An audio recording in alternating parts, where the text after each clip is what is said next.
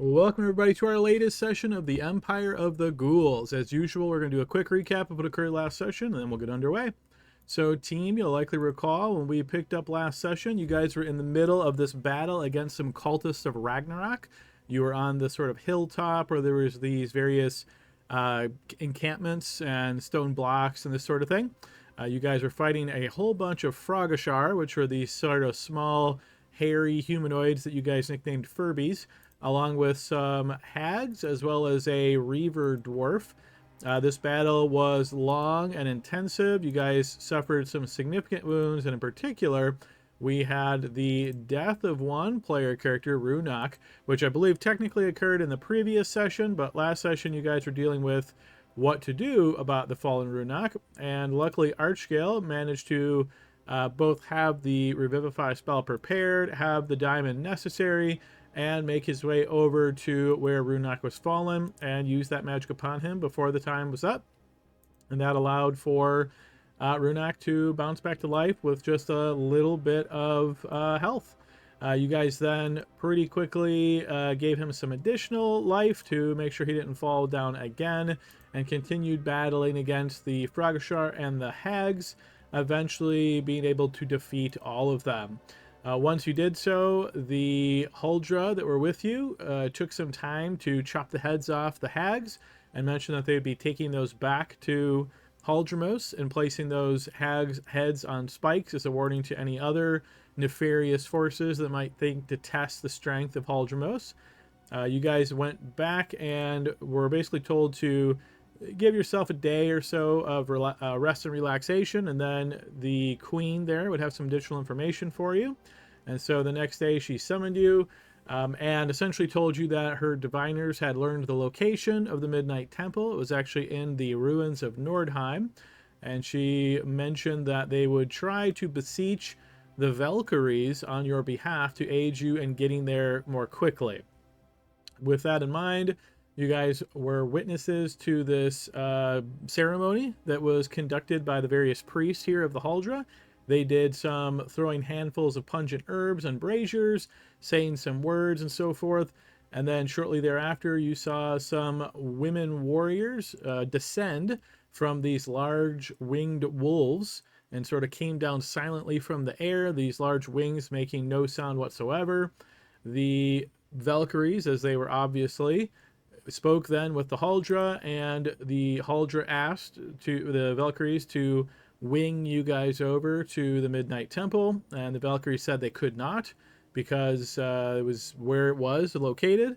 And then the priests of the Huldra kind of looked a little bit baffled and looked to you guys to kind of have that conversation with the Valkyries, having previously given you a warning to be respectful and not to try to demand anything from them, as they are divine beings.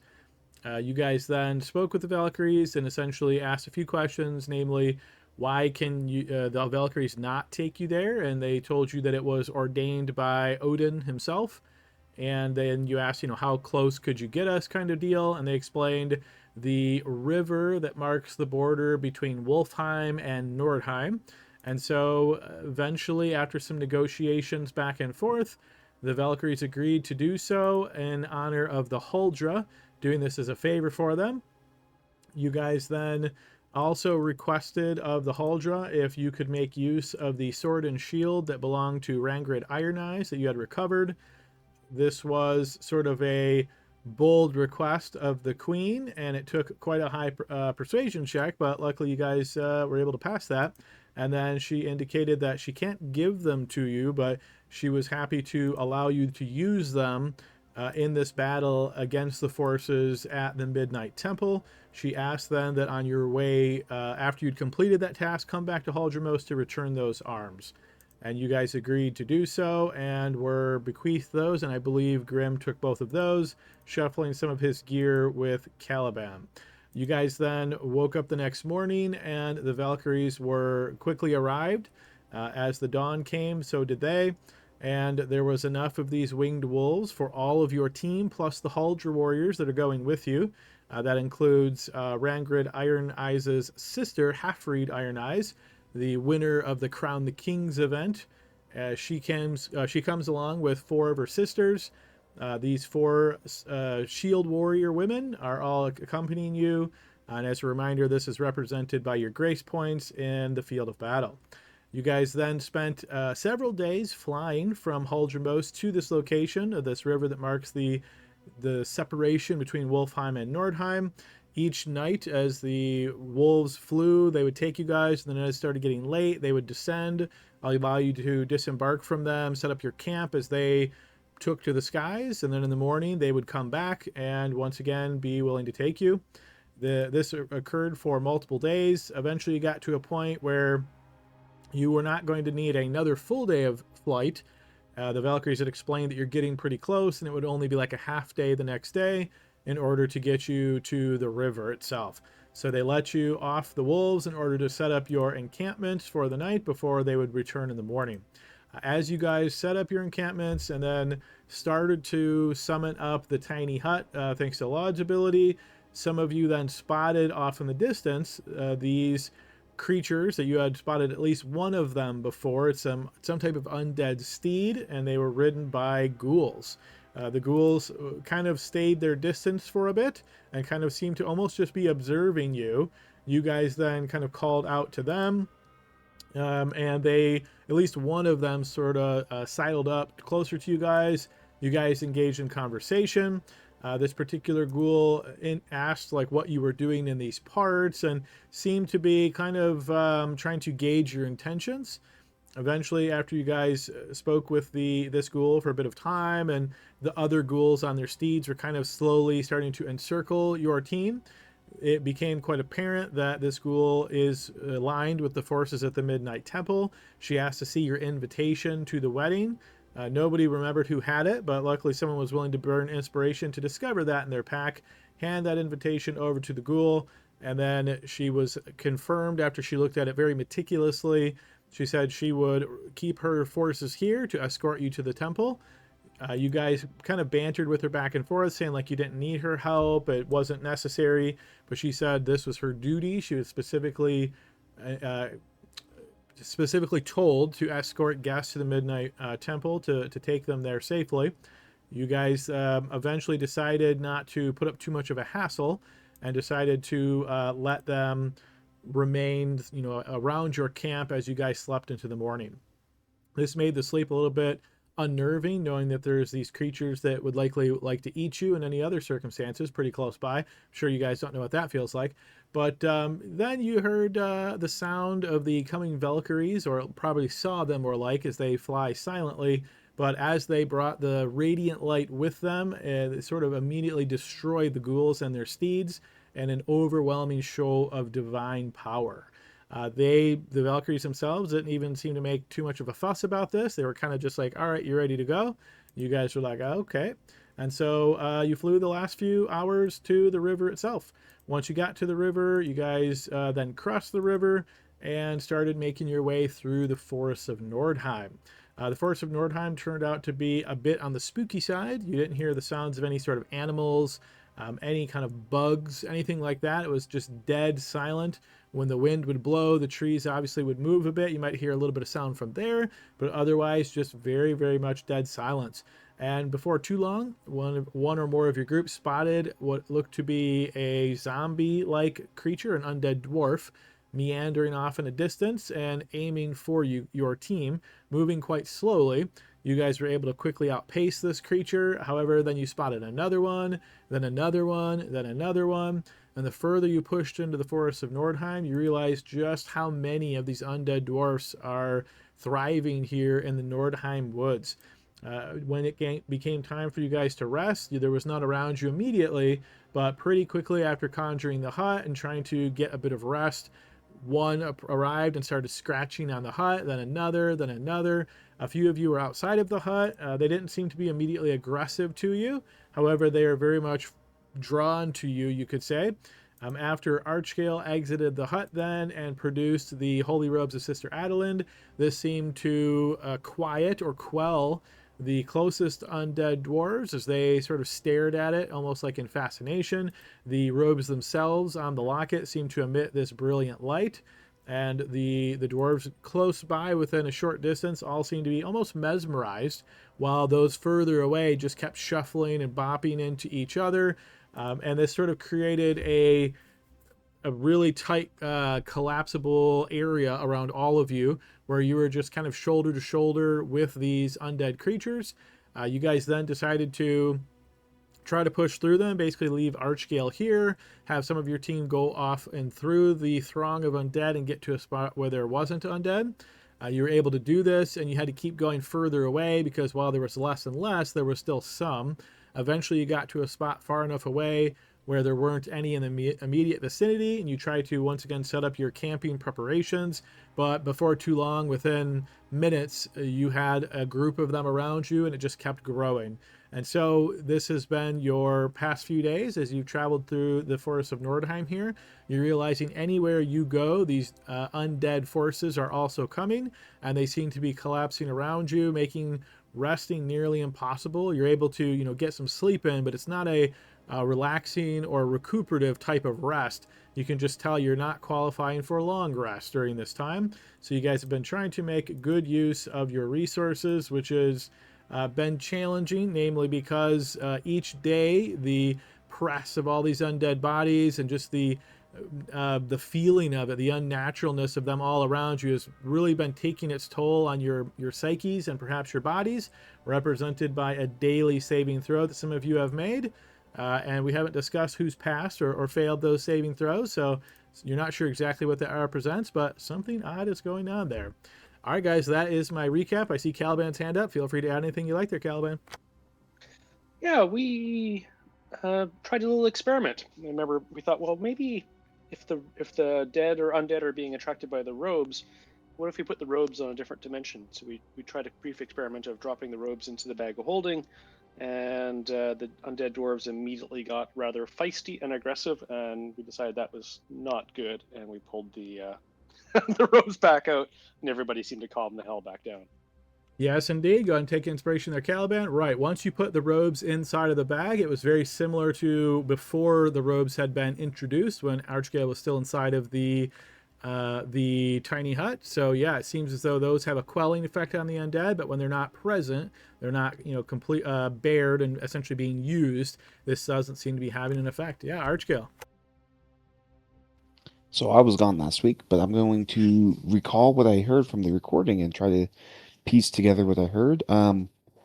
It sounded like from the bits and pieces I heard that there was a temple that was dug up by that the dwarves worshipped that was dug up by someone, and that was the exact wording I think I heard.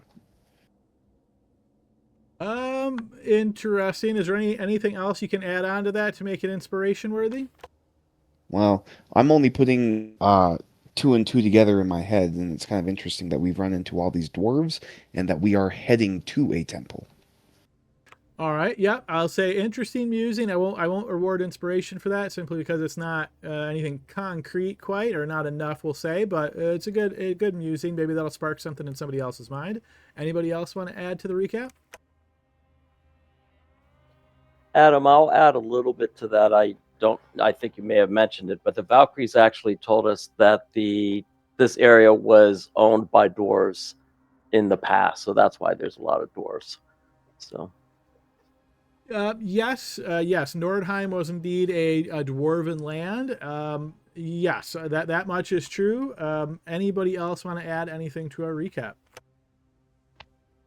Yeah, did you say that like the dwarves delved too deep and then Odin smote it? And that's why the Valkyries didn't want to fly over here? Not quite. You guys are right around what we're looking for here, I'll say, but not quite. All right. If nobody else wants to add anything, obviously you guys will learn more as the session goes on. But is there anything else either related to that topic or anything else anybody wants to add to the recap?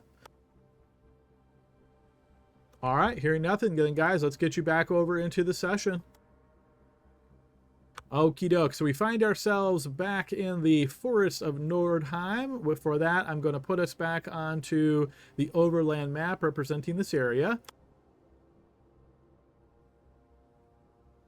And we can see our silver dragon pin icon, which represents our party. You guys are currently at this location.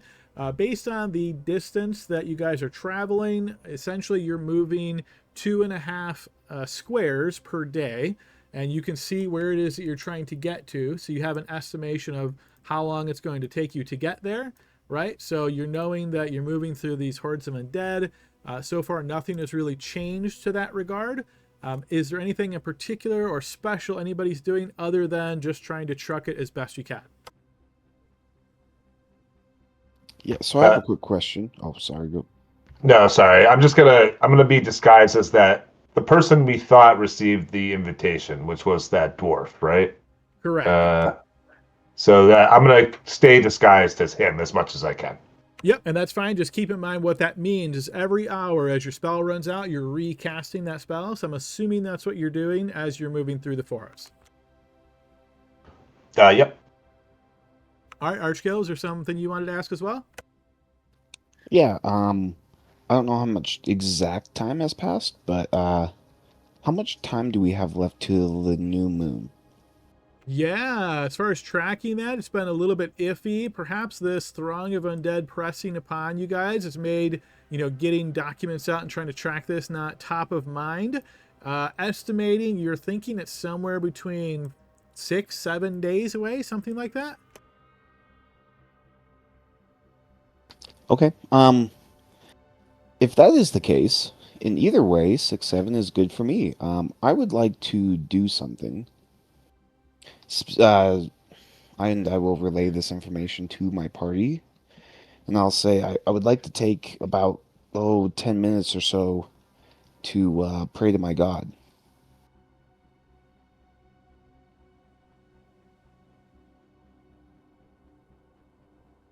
I ain't gonna stop you. If that's what you got to do, then that's what you got to do.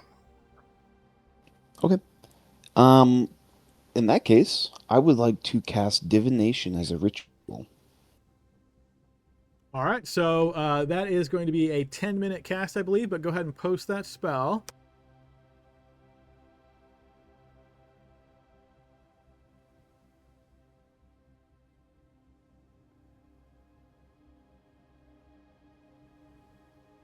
Okay. Oh, man. Putting the DM on short notice to create a cryptic rhyme. This should be interesting. Okay. So you begin casting this spell. To set sort of the scene of this, there are undead all around you. So as the tiny hut dissipates, you'll notice that all of the undead kind of start crowding in once again. I'm assuming that you're still wearing the holy robes of Sister Adelind, and they're still kind of present, prominently. So they're displayed in that way. So the undead that are closest around you are sort of mesmerized, and in that, not really moving about. They're just kind of staring at you at this point, Archgale, but they are all tucked close around you. So like right when the barrier goes away, you can think all of the ones that are closest by kind of shuffle in, getting up really close to you to the point where you're all kind of like shoulder to shoulder, arm to arm at this point. As you're seeing all this occur in your mind, you're thinking, okay, let me do this. So for example, I'm assuming, do you have this incense worth the 25 gold? Have you ever purchased incense before at like the stores or anything? No, but it is a part of the priest pack, which I do have. It's probably not 25 gold piece worth. So what we'll say though is we'll give you one usage of this because I think it's reasonable that knowing you might want to cast this sometimes you could have done one. So just deduct 25 gold pieces. We'll assume that is one unit of incense. And then you have that. So essentially how this works, if you try to visualize this, it's kind of like you're getting on the ground, right? You're maybe kneeling down or sitting cross-legged, and then you're lighting some candles, you're taking some incense, and you're putting that on the flames, and you're starting to chant and this kind of thing. The smoke starts. So it's an elaborate process, and especially since you're doing this as a ritual and you're doing this over the course of 10 minutes. So the rest of you guys, as all of the undead are kind of crowding in, they're bumping into you occasionally, especially if you get away from that close zone around Archgale. Is there anything and you guys are doing as you're just kind of all stuck together with these undead creatures? I will give bardic inspiration to Archgale here to try to basically help him, complete this ritual in case these things, crowding around, bump them and stuff like that. Okay. Okay, so what I'm going to ask you here, Archgale, is go ahead and give me a Constitution saving throw. This is going to represent your concentration efforts to focus on the casting of the spell while there's this horde of undead around you. Okay. Would Warcaster play into this at all? Yep, you'll have advantage on the check. Okay.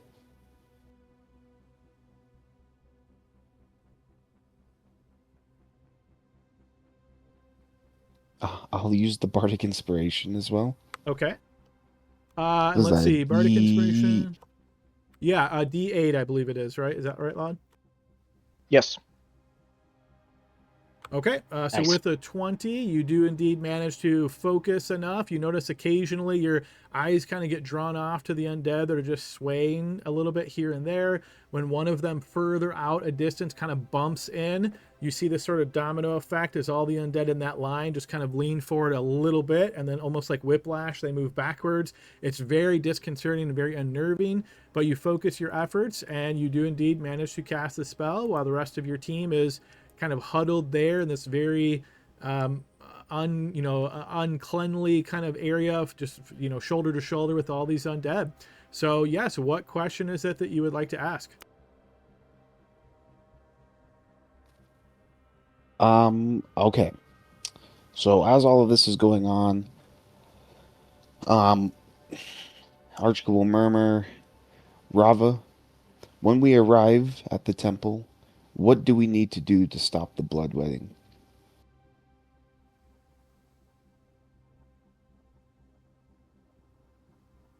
Okay. Yeah, the response you will get is Sipkiln's shadow must be brought to light. Can you oh, thank you.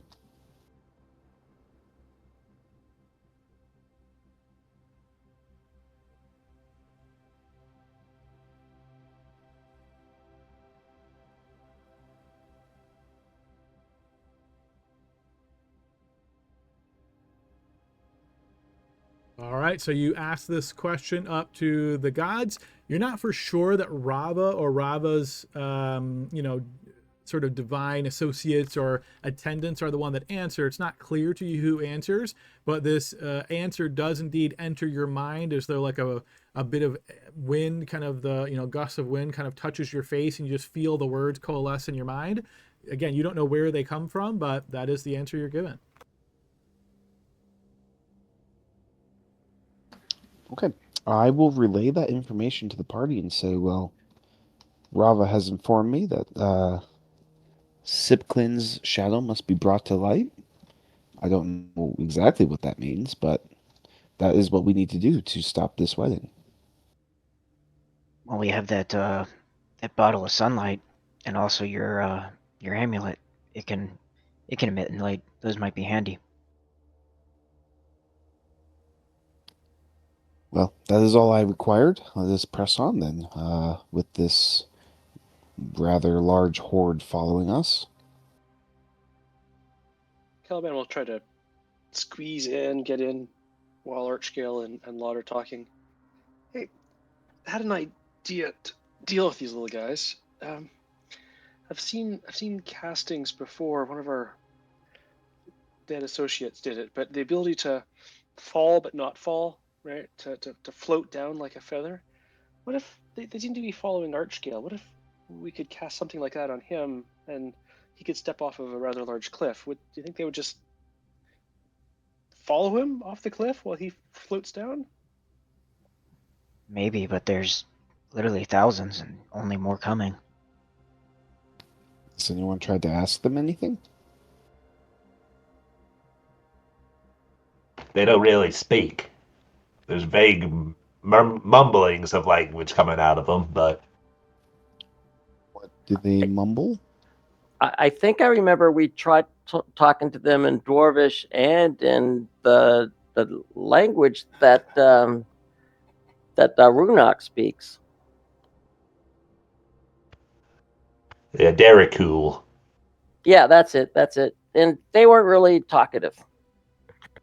We are definitely going to be seen from miles and miles, maybe even days away from that tower if we're moving up with basically an army like this.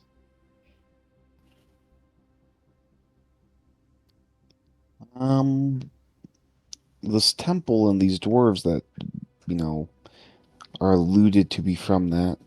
What do we know about that? Does anyone have any idea?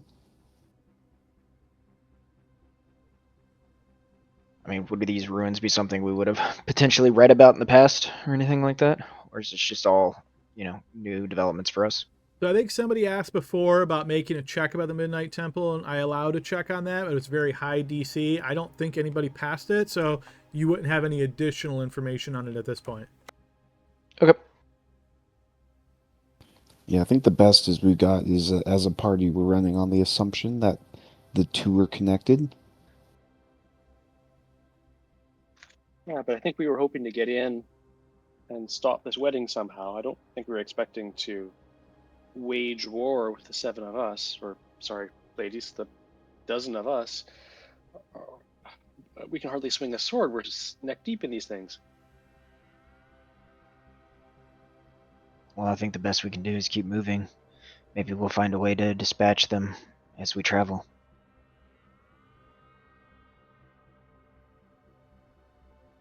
All right. You guys don't have a way to look like them, do you? Step.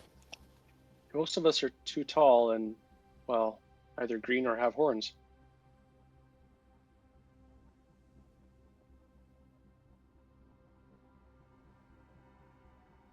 There is a scroll of disguised self in the bag. That could make one other person look like them. Maybe one of the halflings. When we get closer, Archgale could lead them in, and that's be a hell of a distraction if we tried coming in from a different direction. You'd be all by yourself, Archie. I think I do best with you. I'm not exactly equipped to fight if it's required, although I don't know about these dwarves. I think we should keep Archgale close to us. We just need to find another diamond too. So Oh, diamonds come and go. Let me read really quickly what the holy robes actually do. Maybe it'll reveal something. While you're reading through your notes, I think we better get moving. These things are getting rank. All right, you guys continue moving forward. It's a little difficult at first because of how thick the undead is around you. So you're having to go slow and try not to disturb them too much as you kind of move side to side, duck under arms here or there, step over them occasionally as they're all crowding in. It takes you longer to get through them than it did the previous day, but eventually you get to the point where it starts to thin the herd there. And once that occurs, you can move a little bit more freely, and then a little bit more freely, and then eventually you're moving completely normal again as you've outpaced them. However, you can tell that this whole throng is still continuing to move towards you, and as you're watching in the distance, you can see others approaching you from further to the east or to the north, again at this very slow pace. All right, I'm gonna go ahead and advance you guys to represent your day's worth of travel. Oh, also, quick side note, one of the updates Roll20 pushed out recently is the always measure token movement. You might have noticed a pop-up for that when you came into the game today. If you don't like that, feel free to turn it off, but basically what it means is every time you drag your token, it's automatically going to do the measurement for you. All right, you guys push on for that day's travel. You managed to get again to a spot where it's getting late in the night. However, there is seemingly no undead around you at the moment as your pace has gotten much quicker ahead of them, but based on past experience, it's not going to take long, 20 minutes or so before the first undead will start to arrive, and then you'll be surrounded within an hour or so. These things just won't go away. I also hate to bring it up, but based on my counting, It looks like we have 7-ish or 8-ish more days of this kind of travel, which is the exact amount of time as the new moon. Well, looks like we timed it perfectly then. We are just going to make it, but if there's any delays, we might miss this. We're the heroes. We're not gonna miss it.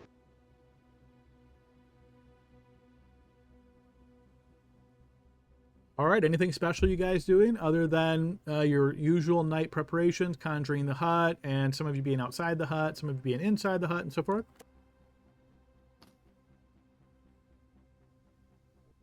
Nothing I'm special. gonna say a prayer to Sarastrar. I don't know how to pronounce that name, but Close enough for me. All right, you guys make preparations, and again, this is very similar to the previous nights. If you're inside the hut, you notice the undead slowly gathering around, getting close to the hut, and then starting to scratch against the wall of the hut. It makes this kind of just very faint sound, not so much like nails on a chalkboard, but just kind of like a dragging sound of just their skin against this transparent dome.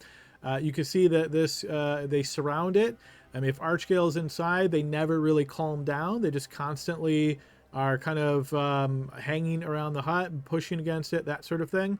If Archgale does step outside, then the closest ones there will calm down while he's outside of the hut. Once he goes inside, that changes, of course.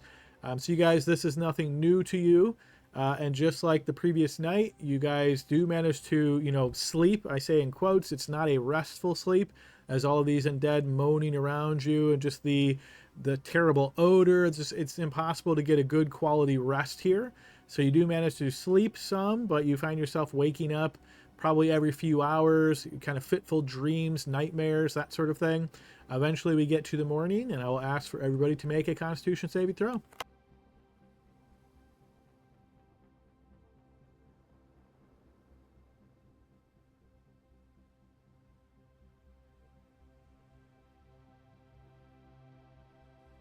Quick question. Since these are not, like, we're not getting the benefits of a long rest, I'm assuming my musician feat and inspiring leader feats aren't activating. But at the same Correct. time, it's not a long rest. The temporary hit points from the original one wouldn't go away. Is that accurate? Correct. Okay. Yep. So, for example, you used a bardic inspiration the previous day, you won't get that back.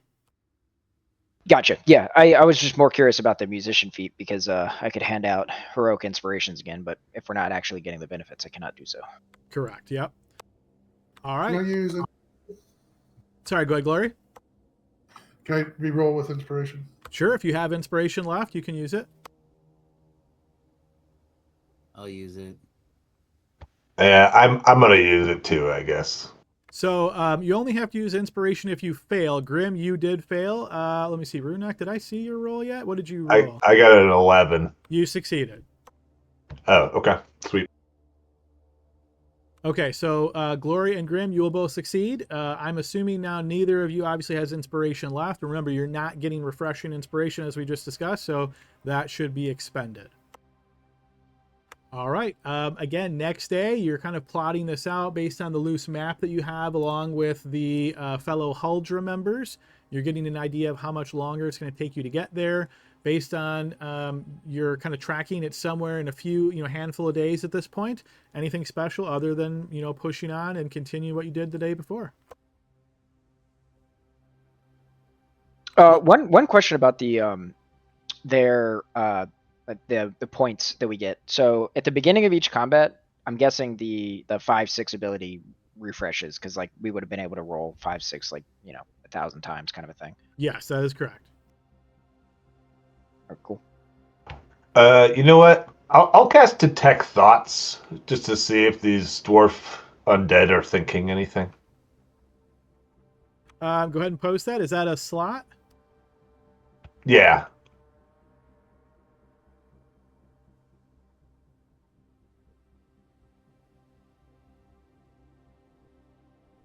All right. You cast this spell, and you're kind of looking around at the various undead that are gathered here. It takes you a bit until eventually, it's kind of like a lot of nothing, nothing, nothing, nothing, and then maybe a little tiny bit of maybe fragments of a word in Dwarvish here or there.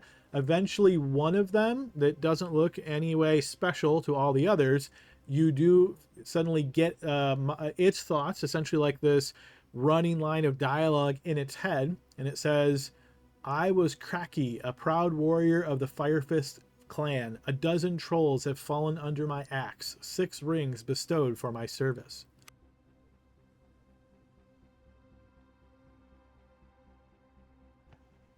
Okay. Does he look like he's wearing rings? He's in a throng of undead. He's probably like 10 deep, so you're kind of like looking and trying to see. His hands aren't necessarily up, so it's hard to look through the crowd and see him.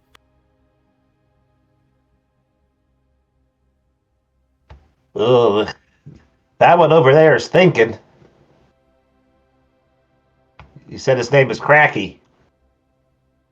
Maybe we can talk to him. Yeah, he was part of the fire. What was it again, Adam? The fire what clan? I'll go ahead and post it for you.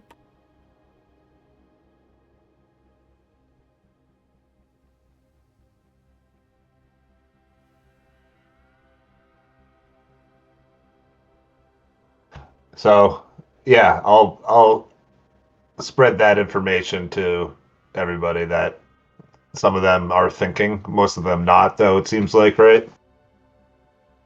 If they are, you're not picking up on them with your spell. I hate trolls.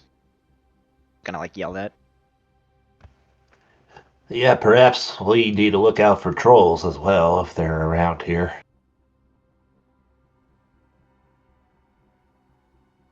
I'll go up to Cracky and see if safely if they're going towards the light and avoiding me, and then see if he has rings on his hands.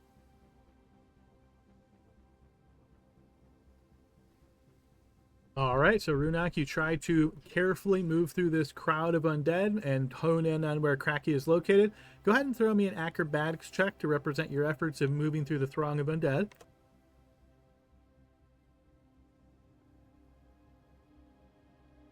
Yeah, you're able to sort of carefully and nimbly here just sidestep, duck under, do what you have to do to not create too much of a commotion.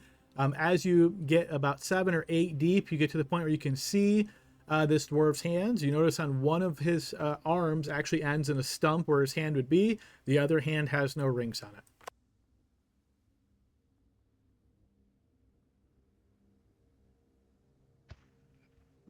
Oh well, Cracky, you did a good job back in the day.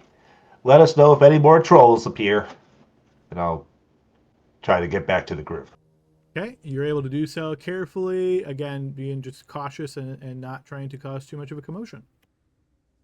I'll take out my lute and start kind of strumming a song to Cracky, singing his exploits of destroying the trolls. Okay, go ahead and throw me a performance check.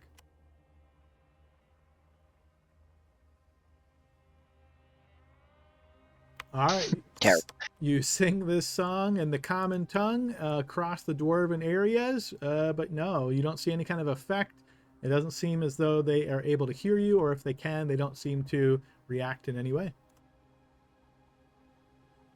I have a really quick question for my party since I was kind of gone last week. Did we try to actually use the robes, cast the abilities that it has? No. As that would blast them, right? That's what you said? Most certainly would, yes. Yeah, we didn't think it was a good idea to, cause them harm if they weren't harming us. There's a lot more of them than us.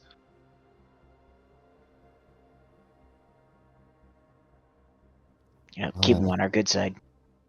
I suppose, yeah. I just want to try. I'm gonna hold up the robes. I guess I'm wearing it as an amulet. I'll just hold it up by the chain and order them to march away and see if that does anything. I'll just point and go march. You see no reaction from the horde.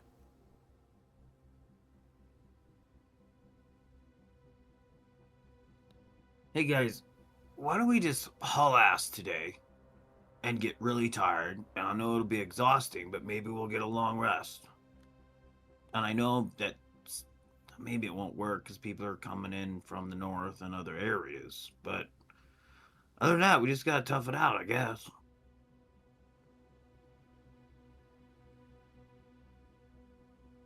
I agree. I think we're running out of time. As long as I have my meat, I won't be as exhausted as you all would be. And Runak takes a big chunk of meat and just gobbles it down.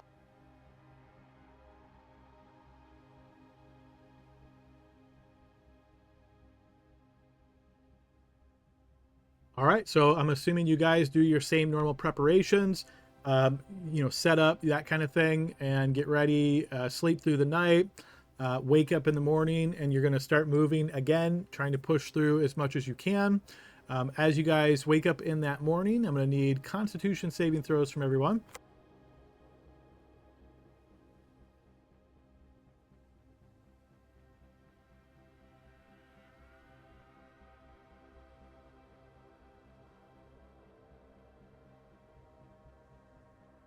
Okay, so Archgale, again, I haven't explained what this is doing yet, but just for game mechanic purposes, I'll say this is now the second one that you have failed.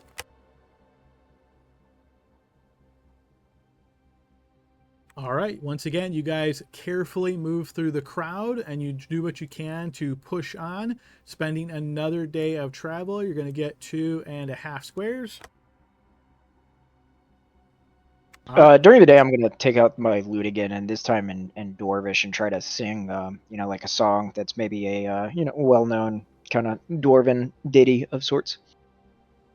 You're doing this while you're moving? Yeah, like just kind of walking along with my lute and just playing a song, if that's possible. Sure, throw a performance check. So it's hard to say for sure here, Laud, but it seems as though as you play this, all of the undead that are around you get quiet. They don't, occasionally you're hearing like moanings or they're bumping into each other. And there's like this rattle and raspy sounds, and it's just very unnerving. But as you play this, at least in the area directly around you, while the undead still follow you at this kind of very slow pace, those that are close by you, it seems as though they're quiet. You might say almost like they're listening to your song. It is a good one. Hey guys, you see this? Seems to placate them. Yeah, this is a Very much better interesting. version of that song than you did before. Yeah, well, it's in their language. The translations don't work that well.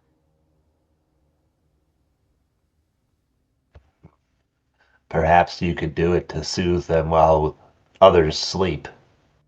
That's a good idea.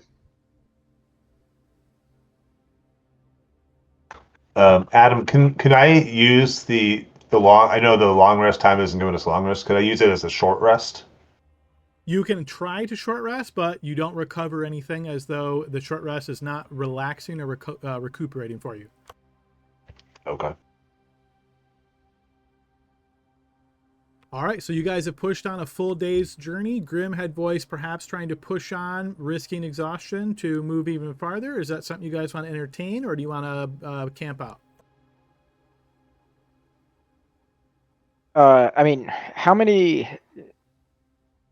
How, I guess, frequently are they coming from kind of all directions, or is it mostly just the horde behind us at this point? Like, do we think it would be reasonable that we could actually get far enough ahead of them to potentially get a long rest? Based on what you've seen so far, no. Because as you're moving forward, you're still seeing one or two here or there. So wherever you are planning to go, assuming the numbers are the same, eventually you're going to have a big group around you anyway. Within, as I mentioned, like an hour or so. Definitely not, you'll have 8 hours of freedom. Okay, yeah, I would say based on that, there's not a point in pushing on unless we think we're gonna miss the wedding timeline. Agreed. If we go a whole day and we're only getting 20 minutes, pushing on might get us 40 minutes, but it's not enough for a long rest. Okay, so I think what I'm hearing Yeah. is just camp out once again. Use your same normal preparations. We will assume that night has passed as well. You guys wake up in the morning. Constitution saving throws.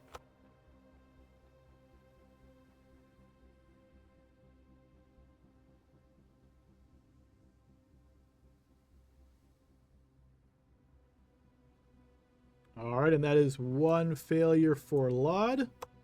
So far, I've got 2 failures for Archgale, 1 for Laud. Yeah, I'll just keep the failure, I guess. Okay, you guys wake up the next day. You push on once again, move your half square, and then you're moving 2 full squares. You're getting closer and closer to your destination. Based on some quick math, it looks like you should be able to get there at the end of the next day. Approximately, that's what you're estimating. That would make it where you'd be getting into the location at least a day early if your tracking is correct, maybe 2 days early. It's hard to say for sure.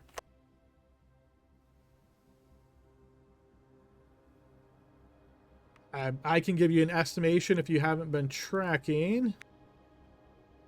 I think I just missed like the last 3 or 4, so I was just gonna. I definitely took them from the time we got to the river. Once you pass the river, that's what you want to know? How much time from the river to here? Yes. Okay, yeah, that's what I was calculating. Let's call it 7 days. Okay.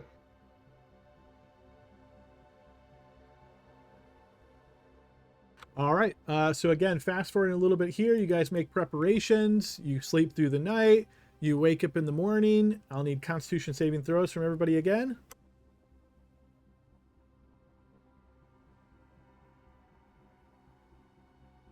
I'll burn my inspiration. Okay. All right, so that's 3 failures for Archgale, 1 for Laud, 1 for Caliban. Okay, as you guys wake up in the morning and you start pushing forward like you've done multiple days in a row now, this is just getting exhausting in a mental way. These undead always being around you. It stinks. It's just not pleasant at all. You're just kind of at your wit's end, hoping you get to your destination on this day. However, as you push through the throng, you notice the throng isn't really lessening up. There is just so many of them. It's kind of like you're in this area where they're in a big circle pattern around you, as it has been each day. But as you start pushing forward, then you notice after you get away from this immediate throng, now you're facing rows and rows of them facing you as though prepared for war. Like you almost think of this as looking as though like an army unit, right? Where you have 200 men in row, rank and file, all looking in one direction. That's kind of what you're looking at here, but it's just masses of them. They're not as organized as that, but that's the feeling you get as you push closer. I'm assuming you guys want to just try to push through them. Yeah, I have a question, Adam. Are they looking still focused on us, or are they looking at the area heading to the ruins at all? They are facing you. So as you get closer to them, you'll notice their heads slowly swivel and look towards your direction. Okay. Are they looking at me particularly because I have the robes, or just kind of all of us? When they're farther away, it kind of looks like they're looking at all of you, but as you get closer, you definitely notice the slow turning of the heads, and they all seem to focus on you at that point, Archgale.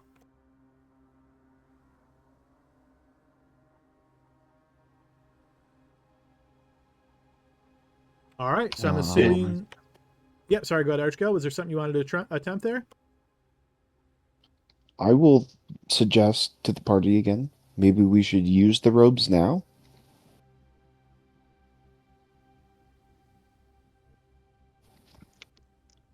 You want to try it? I get the sense that they're going to be ticked off whether we try to cross this battalion or not. Or maybe they want you to command them. I know you tried it before, they didn't do it, but I'm wondering if maybe if we can get into a building or something and then close the door or something. Well, then we would just have a bunch of undead crawling around the building. They would still be doing their thing. Yeah, but if they attack us now, if that there causes them to attack us, then we're really in trouble. I could just turn undead. For those who, yeah, but you're not gonna get all of them. I mean, I don't know the answer, don't get me wrong, but I just think that there's, hundreds of them here at least, I just think that's a big number. Do you speak Dwarvish? I don't, no. No, don't I either. may someday. I mean, that would be cool. I do. Maybe you could ask your friend, the one that you said that you're able to, get something from, if you can find them again. I mean, they all kind of starting to look alike, to be honest. But, Well, you know, he has one hand, but I mean, what is there, like 1,000 of them out there? Hard to put an exact number, but that could be.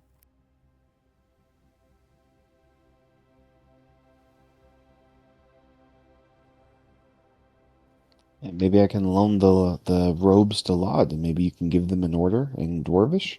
I don't speak Dwarvish, but Why don't we just keep doing what we're doing? And if the shit is the fan, then press the button. We could do that. I could try. I don't see any harm. Should only take a minute or two. So for mechanical purposes, keep in mind that you have to attune to these. And in order to attune, you have to do that as part of a rest. And currently, you're not qualifying for rest. Oh, good point. never mind. That won't work.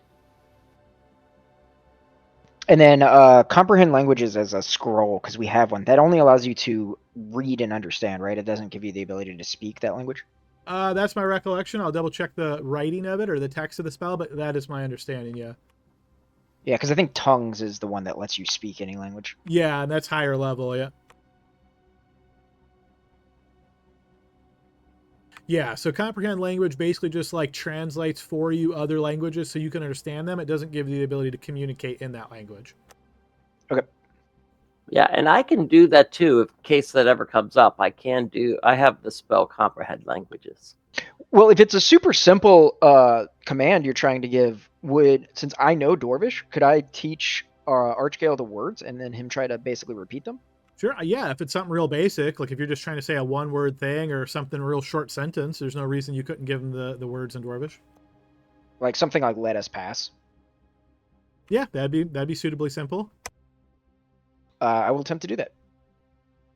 All right, so you explain to Archgale the dwarven words for "let us pass." You say that multiple times to him. He tries that in his tongue, just very, saying it kind of to himself. And yeah, it seems like you could say that phrase pretty easily, Archgale.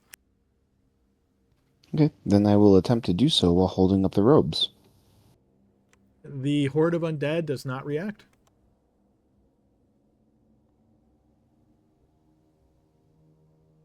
Well, good try. I'd like to try to grapple Archgale. Grapple him? Archgale, are you trying to resist being grappled? Hey, what the heck are you doing? Yeah, Kelp is just gonna try to get an arm around Archgale and see if he can grapple him. I just want to see if the undead react to an attack upon Archgale. All right, well, say you kind of start roughhousing with him, and he's not sure what you're doing, but he doesn't seem to resist you too much. You don't see any reaction from the undead horde. Hey, calm down. Don't hurt him. Yeah, sorry, Archgale. I wanted to see if anything would, if maybe they were protecting you. It was a long shot. It was worth a try. That's a good. I thought it was good. Yeah. Maybe we just press through, see what happens. They've kind of just made way the rest of the time. Yeah. If it comes to a fight, it was going to always come to a fight. Agreed. All right, so you enter that rank and file of all of the undead at this point. To kind of represent what you're looking at the moment, I'm going to go ahead and put you guys on a different map. For no reason. No reason Just have whatsoever. available.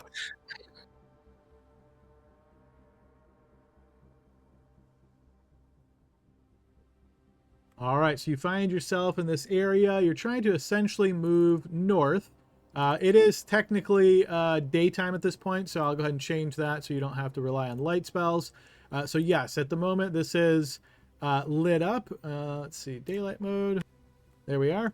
So this is what you're seeing. You're noticing these undead dwarves all around you. You start kind of like pushing through this area, doing the best you can to make your way through.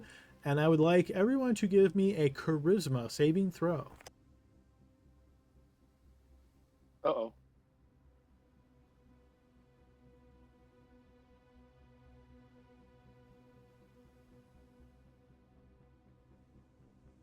Adam, I have advantage on charisma saving throws, and if anyone is within me, if this is a one-time effect or something, then does the 10 feet radius give anyone a +4?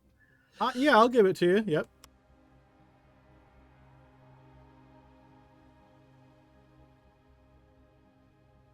Okay, so just double checking 3. Looks like I've got all 7. Okay, so we have both Glory and Caliban having failed the save, even with the aura of the Paladin. Can I use my Mage Slayer to just choose to pass that for the day? Sure. All right, so just Glory will fail this save then. Glory, please roll me a 1d100.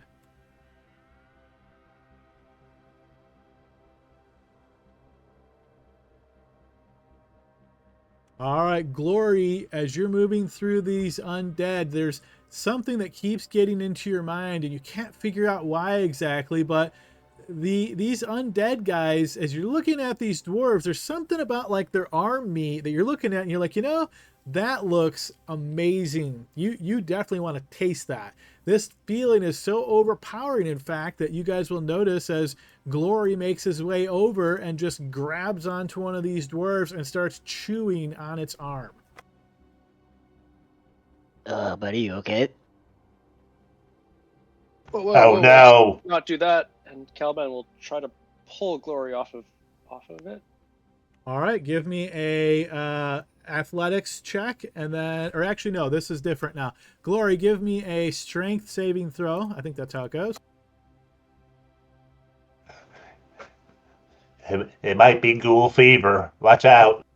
All right, as you try to grab upon him, Caliban, he roughly pushes you away and just keeps snacking down on this flesh of this arm. Help me grip this guy strong. Would this be considered like a charm? I'm curious if this effect would apply here. You could certainly try it. I think it's just a reaction to attempt to basically let him break free from this effect. Well, it's really when it happens the first time, but So, are you using musical notes? What are you doing? yeah, I'll take out the lute and start playing a song to try to break it free. All right, yeah. So as you see this happen, you wonder if perhaps this is some kind of charm effect. You immediately start playing your lute, but it seems to have no effect upon Glory.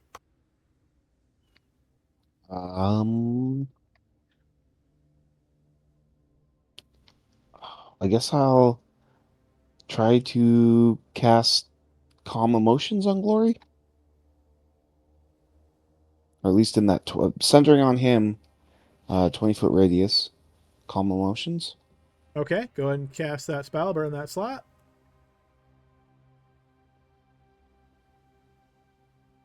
Okay, Glory, please give me a charisma saving throw.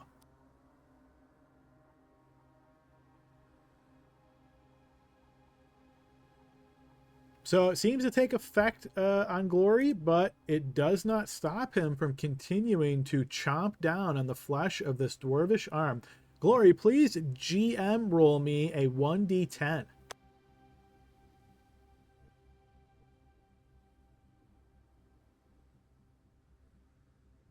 Grim, I need some help. I can't get him off. Yeah, I'm. As soon as there's a break in the talk, and I'll try it, but it's probably not going to help. What is it again? Slash GM? Slash GM roll space 1d10.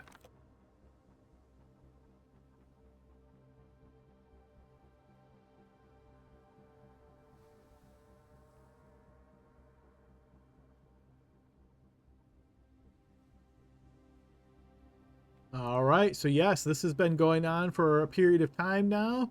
All right, let me Grim, try are to you pull him trying off. to? Okay, sure. Yeah. So again, you're just trying to grapple him and pull him backwards. Yeah. Okay. Glory, go ahead and give me a strength saving throw once again.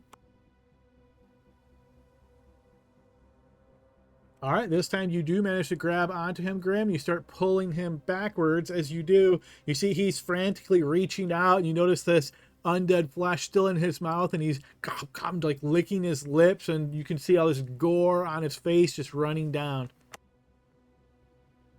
Spit that out. You don't know where that's been. Adam, have I ever heard about anything like this in the Ghoul Empire? Ooh, that's an interesting question. I'm gonna say throw me a medicine check.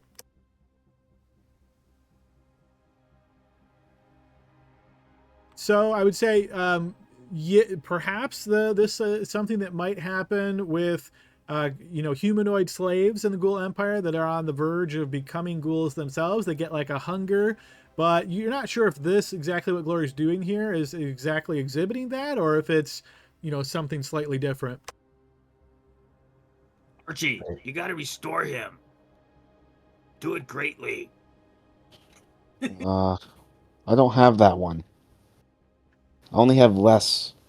I can only lesser restore him. This almost looks like the start of the ghoul hunger. How do we stop it? I don't know. Let's worry about that later. Let's just drag him away and get away from here. Yeah, we can't lose any time when we're getting there, but maybe if we get out of this cursed environment, we can try saving him. That's what I think. So basically what you're noticing is you're really having to hold him down because he's like with his might, he is trying to get back to this dwarf. The dwarf just let it happen too? Seemingly, yep.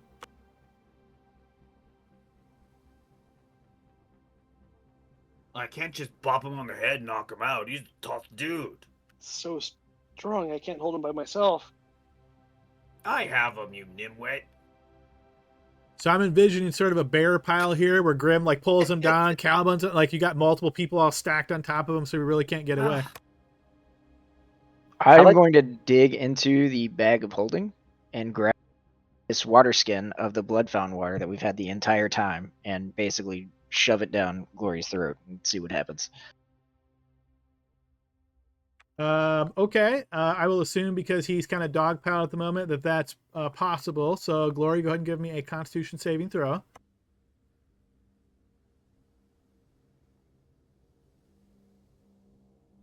Dang it.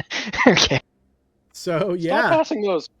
he doesn't seem to be really affected by this as it kind of pours into his mouth and he kind of gags on it a bit. Maybe it clears away some of that undead flesh on his teeth, but you still notice bits of it in there. But yeah, you guys basically have to keep him dogpiled for a while. You're not sure how long this goes on. It's not hours, of course, but it's some matter of minutes. It's hard to say when suddenly he just stops fighting and Glory, your sort of sanity comes back to you. Do I know what I've just been doing? Yes, you do. Yeah, you're not sure why, but you are overcome with an urge to eat this flesh that you just could not suppress. Can I try to throw that stuff back up? Gag myself. Sure. Yeah, give me a Constitution saving throw as you're just overcome with the awfulness of what you've just done. Can I choose to fail this? So I'm basically counting a success as you expel all of it, right? Versus if some still kind of okay. remains in your stomach there. Gotcha. You try to make yourself upchuck as much as you can, but based on how much time has passed, you're sure some of it is all the way down in your stomach. You did manage to spit some of it out and get out like maybe the little bit that's close, but yeah, you can tell you've definitely consumed some of this flesh. Oh, that's gross. You look like Runok out there. Yeah, I don't know what happened. Let's not do that anymore. Do you want to Uh, have some moss or something? Maybe that'll clean out your innards. No, but I have a holy water. I'm going to drink it. Okay. Yeah, I mean, it's water, so it's a bit refreshing. You're not sure if there's any, nefarious effect from this flesh in your stomach, but mentally in your mind, you're thinking, I really hope if there is, this holy water does something for me. You swallow it. Again, you keep it down. You don't really feel any different. And the antitoxin. Okay. All right. You quaff an antitoxin as well. Really concerned about this. Your stomach feels a little bit roiling for a moment and then kind of settles, and yeah, you feel okay. Is there any more of that water in that skin? The holy water? Oh, It's no, just the a stuff vial. that he gave you, the stuff that Laud made you drink.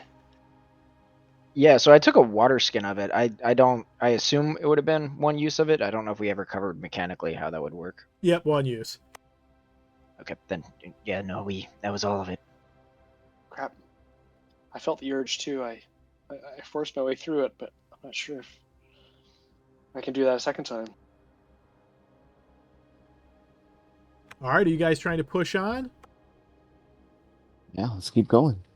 All right, so I won't make you go through this whole thing, but basically what you're trying to do is get to the north part of the screen. Feel free to start moving, and you're trying to avoid these undead as best you can.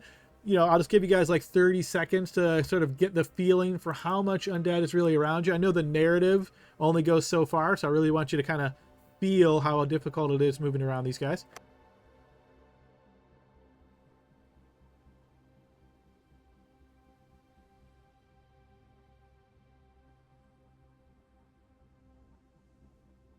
All right, and they're crowding around you. Again, I'm not going to move all of the tokens on the map, but you're noticing some of them kind of get closer to you, bump into each other. You're constantly looking for these pathways to get further to the north, and then you'll hear Caliban, as you get closest to that one that you just passed, you'll hear a voice utters from it, and it says, Helga was my name, a silversmith. My wares were sold as far away as the Marathi Empire. 7 children I bore, sons 3 and daughters 4. Caliban's head will snap back around. That one just spoke. I think I understood it. Laud, the one next to you, then says, Sigmar, a cook. My venison stew was the favorite of the captain of the watch. Archgale, back by you, the one looks you in the face and says, Mother made me Ingmar. My uncle made me a fine pair of boots for my last birthday when I turned 12. And what language are they speaking in? It's kind of a broken common. Occasionally you see dwarvish words kind of popping up in their dialogue.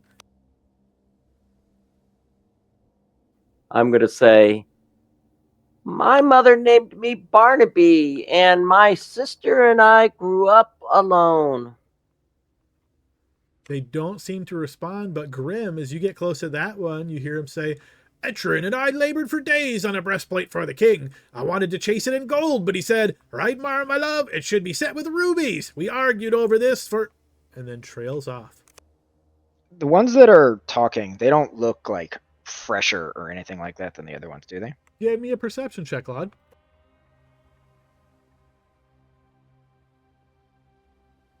No, you can't tell anything different about them other than the other ones around them. They seem just like one of a set. Doesn't seem to be anything different about these. I wonder if it's because we're getting closer. Runak, the one closest to you, suddenly says, After I stole the jewels, I hid them behind a loose stone in the wall. I wanted to pull them out and look at them, admire them, but I was too afraid someone would see and say, Floki, he is a thief. Oh yeah? Where, which wall? He doesn't respond.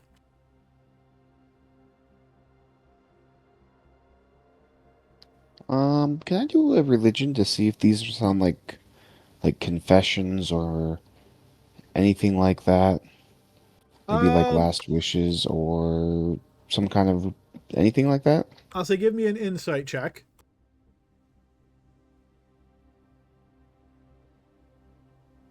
I'm stuck, Adam. Sorry, I must have moved into a bush. You did. Unfortunately, you can never get out of that undead. No, okay, there you go. Yeah, you're not really sure, Archgale. I mean, it could be just, snippets of conversations they had while they were alive. It could be something imprinted upon them. It's hard to say. All right, as you push to this location, getting to the northern part there as Grim has and pass beyond, you find yourself pushing behind past one of these last members of the undead. Now there is suddenly a clearing, and in this clearing you notice the woods have essentially stopped. You notice the evidence of a lot of cut down trees, quite a long range of cut down trees. It doesn't look like this was super recent, but you can definitely see almost like a line where this logging was completed. As you get to this location, you can see the temple now standing up high, a little distance away, maybe 200 yards or so. You can see as where you're standing at and looking at it, you're kind of coming at it from the south, and you can see some stones up a little bit up on a hill. And from this distance, I'm going to ask, give me a team perception check. So basically everybody may make a perception check. If at least half of you pass, I'm going to say this is a success.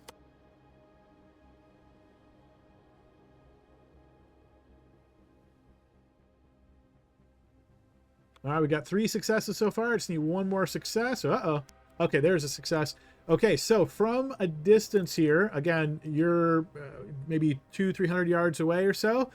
You're looking at the front of this building. You're kind of coming at this from what I'm going to call the southeast. So you're walking north, and you see the temple is to your northwest. So you're coming like from southeast to northwest. You see these large stones that seem to be circled around the temple. And you notice some small beings, small humanoids. You see 3 of them. They seem to be pacing in front of this set of double doors that goes to the temple itself. So think of them as kind of almost, you gauge them to almost be like on a patrol here. So again, you're coming from the southeast, looking to the northwest. You see 3 of them in front of a set of double doors. The temple itself looks quite large.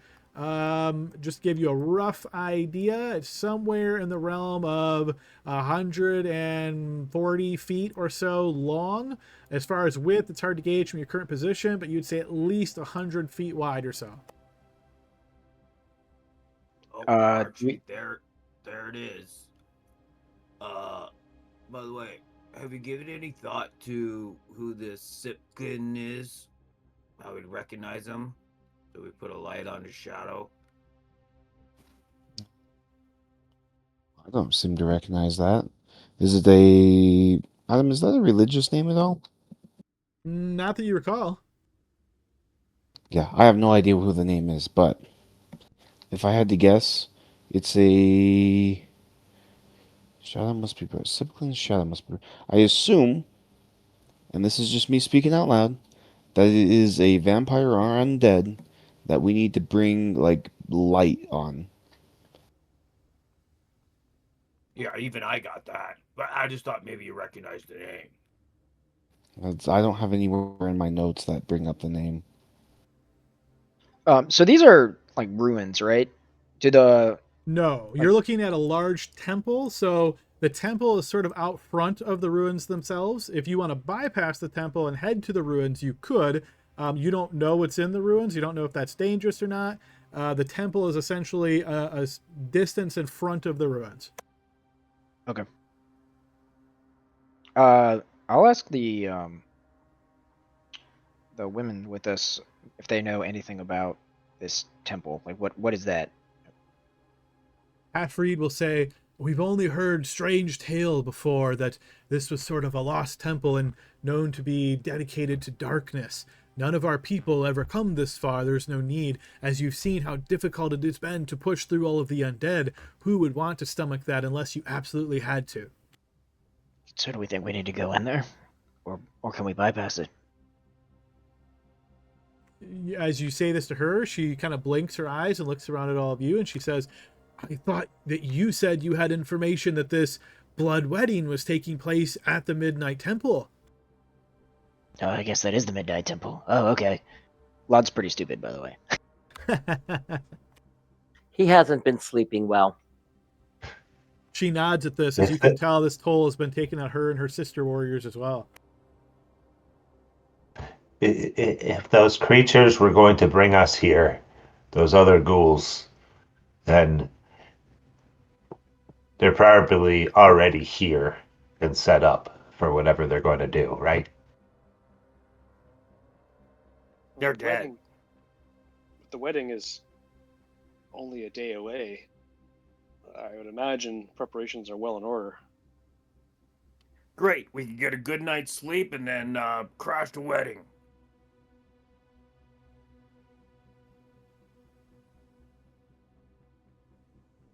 Yeah, I say we go and show them our invitation. You still think we can just walk right on in there? I don't know, but I doubt we're surprising anybody that we're here. At the very least, it should work. It seemed to work with those other ghouls. Uh-oh. Oh, yeah. Who's this guy? Oh, sorry. This guy just coming into the conversation. No, I didn't want to interrupt the chatter, but this, you see 3 individuals that sort of look like this. They're on patrol. They're small humanoids. I'm not sure if anybody recognizes that just by the token, but if you want to, if you're proficient in history, you can make a check here to see if you recognize the species, I'll say.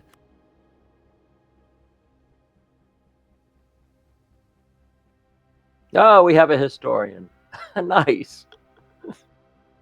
Yeah, so both of those checks would be sufficient enough to recognize this as one of these small humanoids. You know that these creatures are thought to be kind of a bit on the insane side. Their entire species is known for having like a sort of entire species-wide insanity. None of them are different. It's almost as though they've been perhaps cursed or some kind of genetic thing has hit them that's caused all of them to be insane, essentially. And I'm pulling up their exact species name here in just one moment.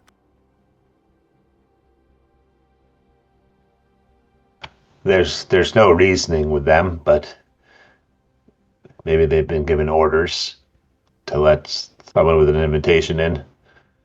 They're all quite insane, though. If we can get in with the invitation, maybe we could actually get a good night's rest without all of these undead. I'm assuming they would be able to keep them out of the temple. We could always put the cultist robes on and see what. I don't know if we already have them on. It sounded like that was a discussion from last week, but Yeah, I think it's on as many of us as can wear them. that might just, be a good indicator of our hiddenness.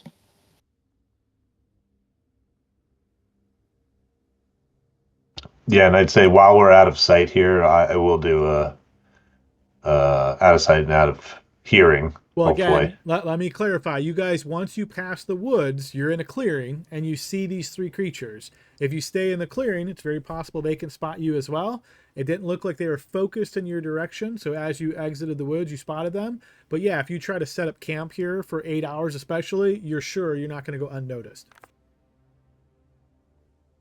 Okay, but I am just gonna sort of retreat back away from the clearing a little bit and resume cast disguise self just to have the uptime for it. So Okay, so for visual purposes, Runak, basically what you do is you step back into the woods, immediately finding yourself surrounded by all of these undead.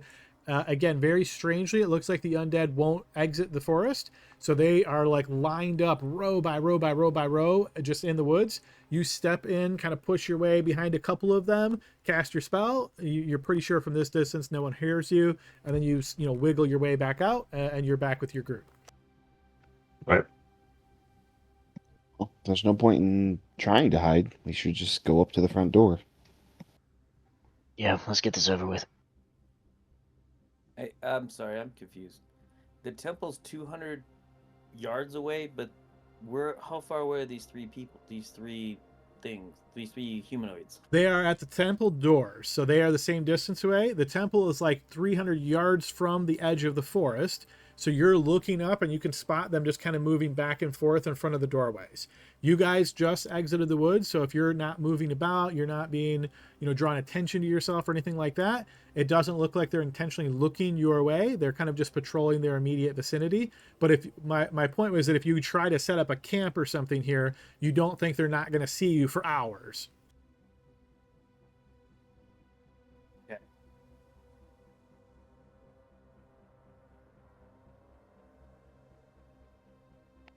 All right.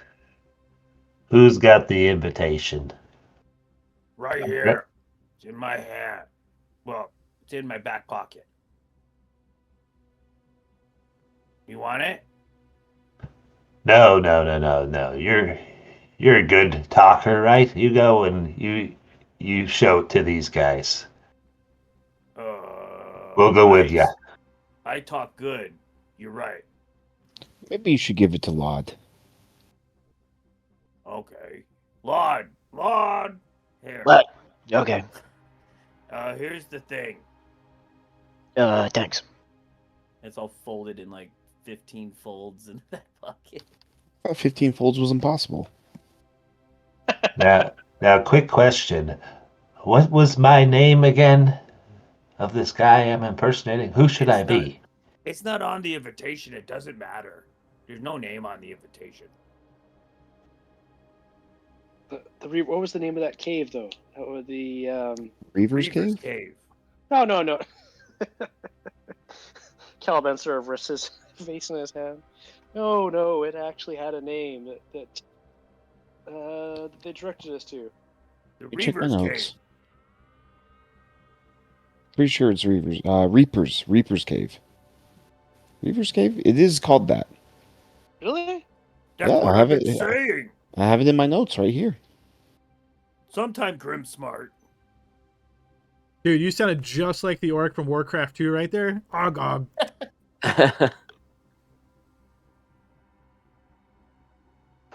But I don't think his name is Reaper Dwarf #1 or whatever. We gotta Dwarvish figure name. it. Yeah. How about How about Fleshland? There Cracky? you go. Oh, Cracky works. All right, so doing a quick double check. I'm going to make sure to keep everybody on the up and up. I got Caliban having failed one of those con saves previously, and Archkill, I have you at 3. Does that match what you guys have? That's correct. Yep. All right, and nobody else failed a con save? Or actually, Laud, you had one as well, right? Yeah, I had one failure, yes. All right, so just for reference, on this new map, I've put a pink dot on you guys. You don't see it yet until I move you to this map. I put a pink dot on you with a number on it representing the number of times you failed. That's for my tracking purposes. Please don't remove that pink dot.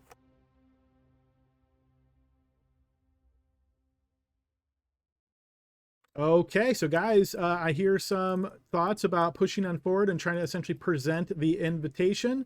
Again, from where you're currently standing, you're spotting these 3 folks moving back and forth around the doors.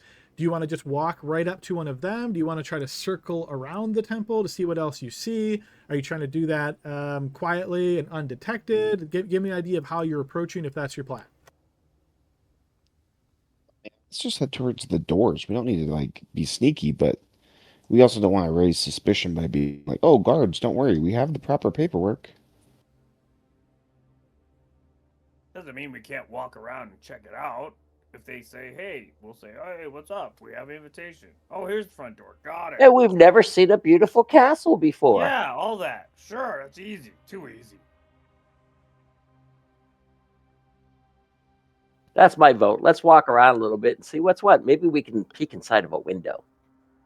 Okay, let's wait till they go on to the other side, and then we can match their pace and be located 180 from them. So to clarify, they never circle around. They seem to be focused only on this side of the building. So they kind of move backwards and forward the 100 feet or so length of this side of the building and then just loop back around.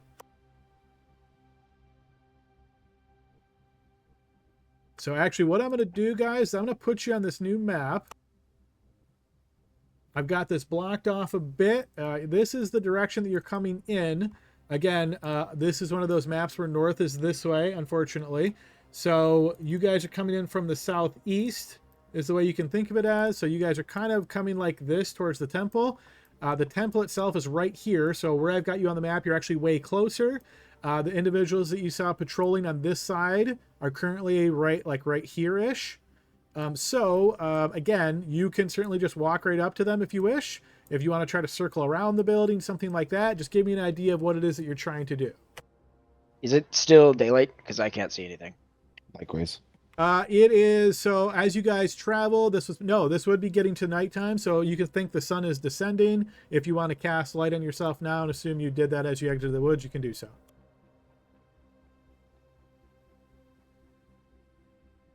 That did not work. Didn't give me vision. Also, top right corner, if that helps. Looks like the scripts crashed. Let me just go ahead and reset those real quick.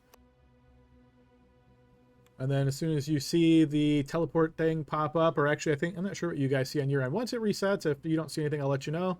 Then we should be good with the script to cast the light spell.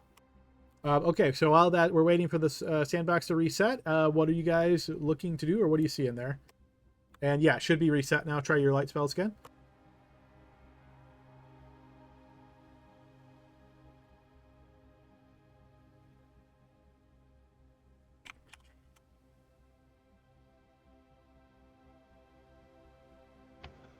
I'm not very sneaky, so it might not be great for me just because of my armor. It doesn't matter. Not like we're gonna get caught. We're invited to the wedding, you know. Also, Hey, I think these lights are.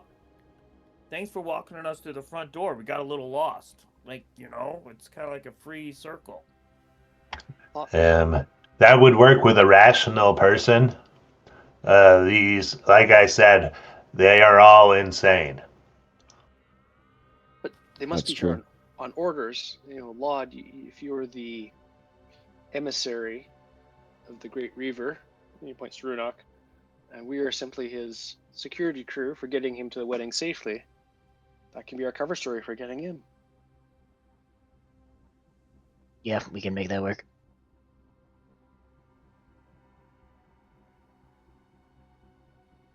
All right.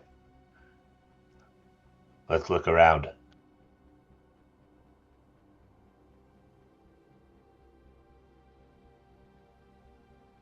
All right, so you're trying to sort of circle around, or you're walking right up to them? I think we're going to circle around first, and then. All right, so give me an idea. Are you trying to circle around this way, like head north to this side of the temple? Are you trying to come around this way? How are you approaching? North. Okay, so I'm going to assume you guys then make your way, moving from your current location, which again is somewhere way back here, and you're kind of starting to approach this. I think I heard that you guys said you're not trying to be stealthy. No, we're gonna try. We're gonna try really good. You're going to try to be We just don't expect to be successful. I guess. Right. Just keep in mind the difference between walking like you belong somewhere and then trying to hide are two different things, right? So if you're trying to act as though you belong here, sneaking looks like you're sneaking, right? So if someone spots you and it looks like you're sneaking, they're going to assume, yeah, you're doing something nefarious. Yeah, we should act like we belong. We have an invite. Yeah, I agree. Also, is this a wall here? Because I can't see anything past like right here. I'm not sure if it's. It is not. I'm just putting you guys here to give you an idea of where you're at. I'm going to remove that artificial barrier. But again, technically you're not where you are right here. You're like way, way, way back over here, right? Like off map by quite a distance. So you guys can certainly walk up here and then move around this side of the temple if you wish. If you say, yep, you're just going to walk up like you belong, I'm going to remove the barrier and put you there, and we'll see what happens. Yeah, I think we're walking up like we belong here. We have an invitation. Yeah. Agreed. I say we just walk up and own the role.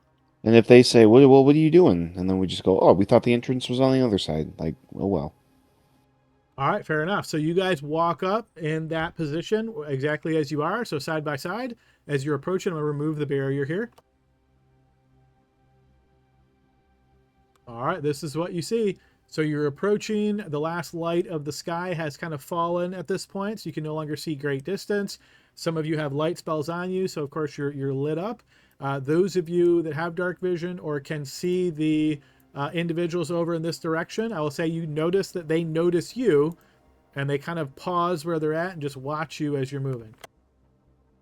Hey, They can see us, but they don't seem to care.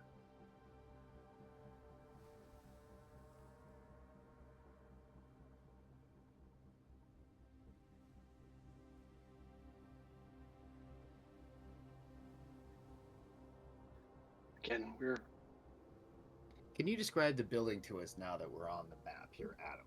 I sure Please. can. Yeah, it is a structure of oak and ash wood built upon a stone foundation in the stave style. Its peaked roofs and pointed spires are layered in thick shingles like a dragon's scales.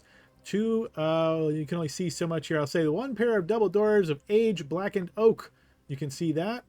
Yeah, that's probably all you can see at this point. The earth around this looks packed as though it is, really solid, hard earth. And it's not in ruins, it's in perfect shape. I won't say perfect, but it definitely doesn't look like it's a ruined structure. What are these like things here right in the middle? Are they like pillars, rocks?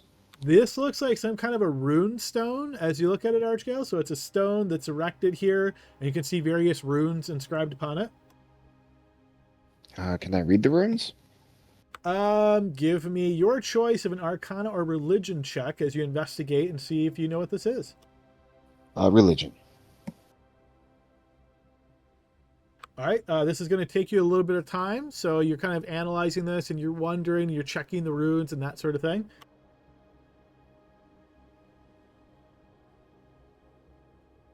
Okay, so after about a minute or so passes, you are able to determine that this stone, along with the other stones around it, are essentially providing like a protective power here. While the stone is active, celestials cannot enter the temple. They also can't charm, frighten, or possess creatures within it. In addition, all undead in the temple have resistance to radiant damage.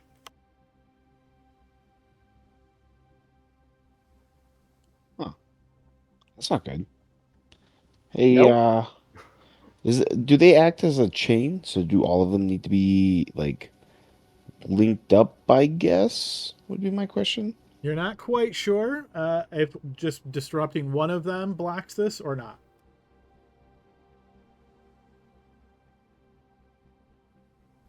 This is extremely bad.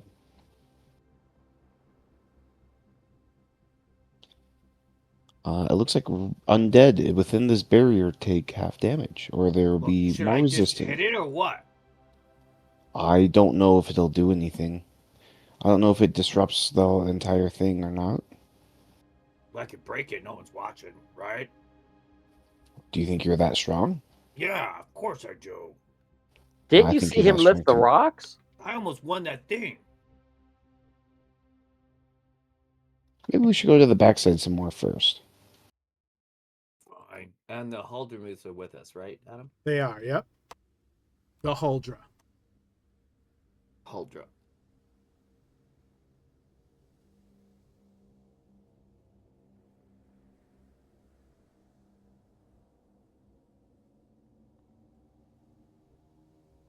The Runok, I mean, the one thing I'm good at is smashing stuff, and they won't even let me. I think you could do it. I think you should do it. I see something down there. Something Smash, good, so what? smash one, Grim.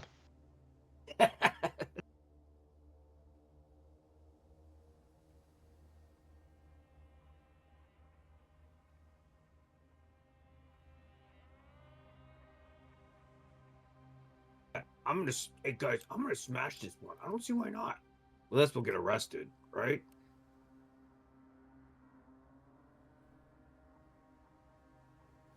Might draw a lot of attention and be suspicious. But I really would like to destroy the unholy nature of this place.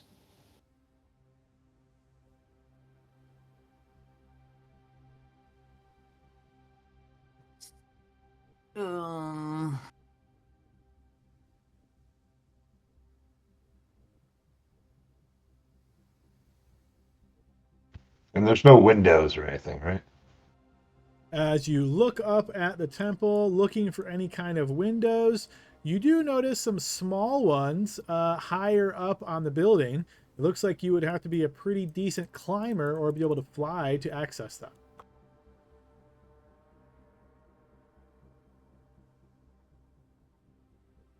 Probably means they can see us. Fine. Let's do all the things that you want to do. I want to crush things. Can we like dig them up? Would you like to Or we try? just push it up? Can anybody see me right now? Can I tell that anybody can see me right now? Because I can't see very far. So, again, what I'll say is, while I'm not going to move the tokens constantly, because that's just a nightmare, you do notice that there are figures down this way that kind of walk up here. And once they get into your light radius, you recognize them as Darrow, just like you saw on the other side. They do kind of like look at you, and then you see their like jerky movements. They kind of just walk back down. And they're not always right next to each other. They're usually within 15, 20 feet of one another, but they're kind of just doing a patrol and going up and down like that. Okay, well, I wouldn't try to do it then because I'm not particularly strong, but maybe, like, I don't know, like Grim and Caliban or Grim and Glory or something. I try to push one over real quick and just see what happens. Rather than smacking it, which might make a bunch of noise.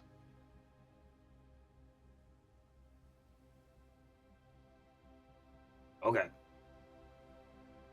Unless someone protests. I do think it's a bad idea. They can still hear it fall over. They're gonna know it was us. I'm sure they would also probably feel protection leaving. Maybe we just remember that these are here. When we know when we want to get it going, start it off, maybe this is where we come back to. This temple raiding stuff is boring. Okay, let's go.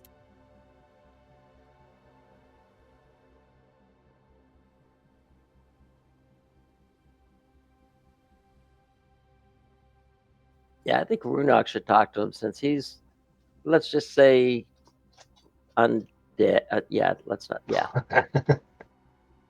Shh. I'm getting into character.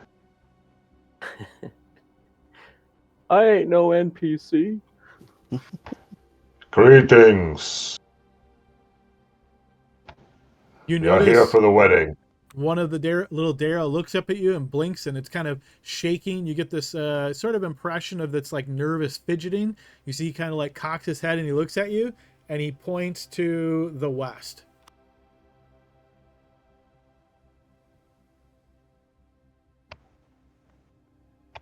Oh, this is not the entrance for us for the wedding?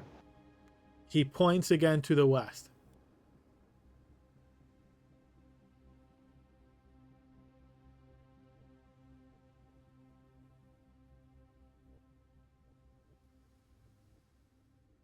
Hey, bud, are you okay? Oh, what? You look a little nervous. You see his eyes kind of blink rapidly as he looks at you, but he doesn't otherwise speak. All right, as you continue moving in this direction, Glory, you're kind of eyeing this area around the side of the building at this point, and your eyes suddenly lock on an individual, and you realize you've seen this person before. Uh-oh. What's his name? Uh-oh, loading. Count Dracula. As It's Dooku. As your eyes lock on him and his eyes lock on you, you realize he is calling out that you are here. So just as his voice begins to ring, he's kind of pointing your direction. We're under attack! I'm going to put us into initiative. Apparently, the script for initiative is fixed, so we're going to give that a try, guys. You get your way, Graham.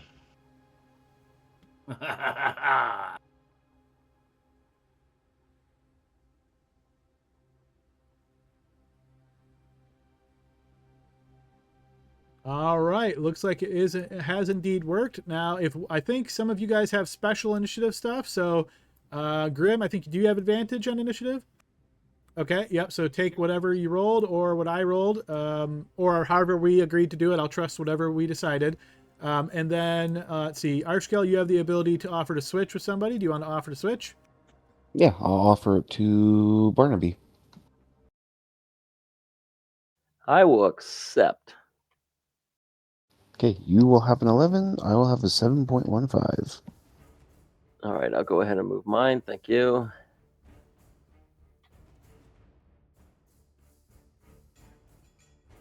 Okay, I've just resorted, doing a quick double check, make sure we've got everybody. Barnaby needs to reset his. Yep, Barney. Yep, okay. All right. The And then resorted. turn 20 is the actions, right? It For is. Yep. the, Yep. Let me go ahead and add that in so we don't forget.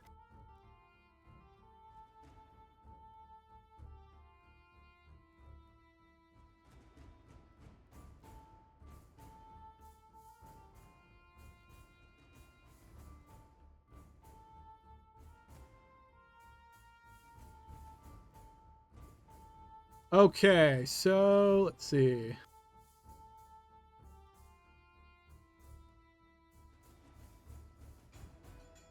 Okay, I think we are all set and ready to go. First time being able to use that script in a while, so that's nice. Let me just get this back to where it was. Unlock our tokens, and Laud, you are the first to react. all right, start by running down 5, 10, 15. Okay, I can see him. 25, and I think. All right, he's within range, so I will cast Toss's Hideous Laughter. This guy, Sure, the go ahead vampire and guy. post that.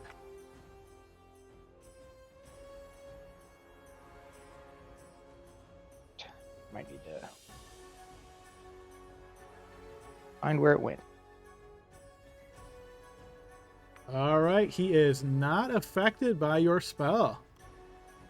And then I have a couple more, 5 more feet of movement, so I'll take 1 step back, and then I will bonus action Bardic Inspiration to Glory, and that will be my turn.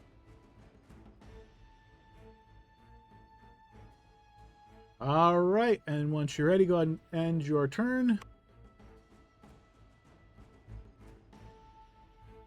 Sorry, that didn't take off the spell, but I just marked it. All right, we move to this guy's turn here. He's going to move here to get the flank on Barnaby and attack. That is going to miss as he swings out towards Barnaby. This one here is going to do the same. That'll be a 22, which is going to hit Barnaby. That is going to do 4 points of damage to you, Barnaby. He is then going to use his special ability to cleave into Grim. That will miss Grim. All right, grace points. All right, so we're gonna start with the all right, sorry, I gotta find the thing, but the one that gives like advantage. Let me find where those were to. Grace point actions. Okay. Support. So for 2 points, they will yell a battle cry, emboldening the creatures. Each character has advantage on its first attack roll this turn. So everybody's got advantage on their first attack roll. And then that leaves us with 3 more points. So we'll do, I guess, 2 for Harry. I will let, I guess Grim is kind of in combat back there. So Grim, you can pick those. And then Runok, you can pick the damage area. All right. Well, for 3 Harrys, there's 3 bad guys. So. It's 2. So I guess you could just do it on all of them. It's 2 points, so you get up to 4 creatures. Yeah, all these 3 up here at him by Barnaby and I. All right, you're using Harry. I'm going to add yellow dots to the ones you're trying to harry. What does that do again? Is that disadvantage?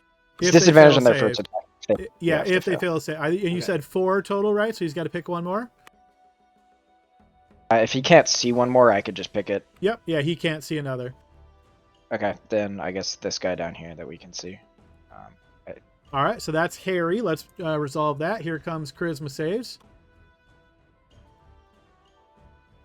All right, the last one is not Harry. The other ones are. And then you did support. So let's see. It was 2 points Harry, 2 support. I think you got 1 left, right? Yeah, so we'll do damage. I can just see that. I think Runok can also see, so it's probably like Okay, yeah. So at Right there? that point that he's.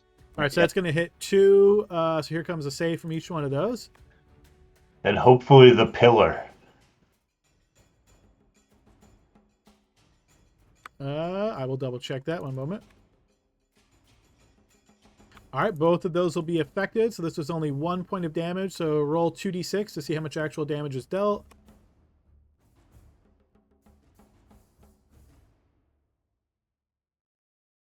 You will notice that the javelins don't seem to connect with the rune stone there and deal any damage.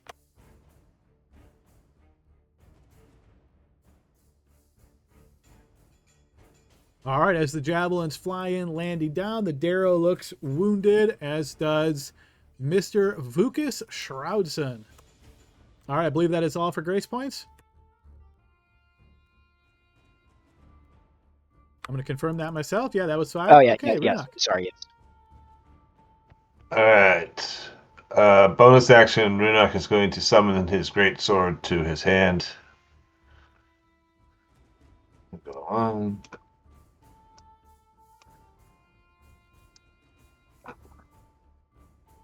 And he will attack the one in front of him.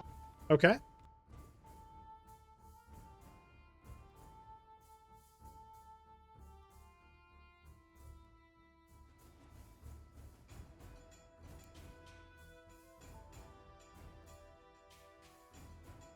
Sorry, my character sheet changed.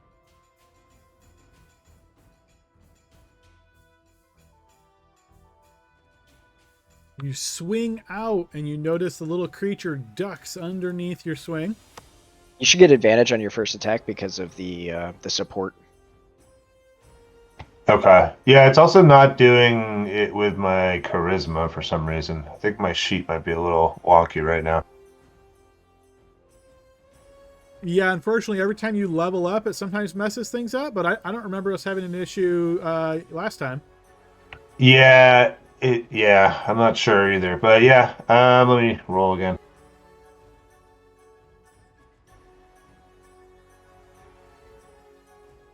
Yeah, that would have missed Oh, okay. anyway. Gotcha. Okay, yep. With advantage, you will connect against the Darrow.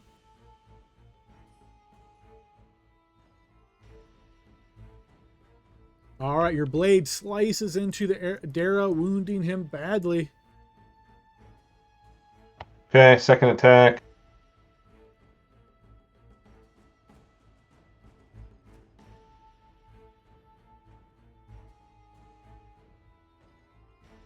That'll hit as well. And that's going to be enough damage to kill the Darrow. Okay. That's the end of my turn because I bonus action got my sword. Alrighty, this guy's turn. Let's see. Yeah, Runok, you're going to hear some chanting of words.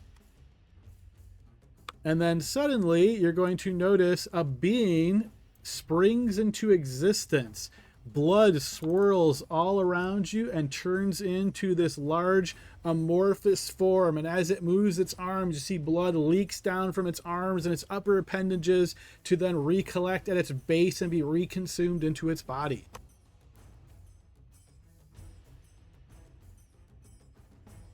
Grim, your turn. Okay, so they can swing away with disadvantage. I'm gonna step here. Yep, they both will do that. So the first one, oh yeah, both of these are disadvantage. Wow, they will both miss, but good rolls. All right, I'm clearing their disadvantages. Those are gone now. All right, I'm into flank with advantage on this guy. That'll certainly hit. Nice.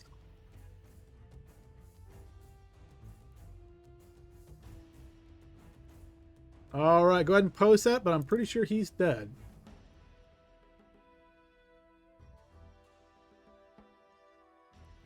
In fact, I am absolutely certain he is dead. I'm going to move him off. Okay.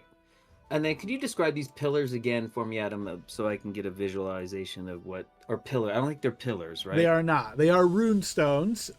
So think of them as being stone blocks that are in the ground. You're not sure how deep they go. You're basically just noticing a little bit of dirt around the base. Is if you think of like a tombstone that's been kind of pounded into the ground, it's like that, except it has a bunch of runes on the front.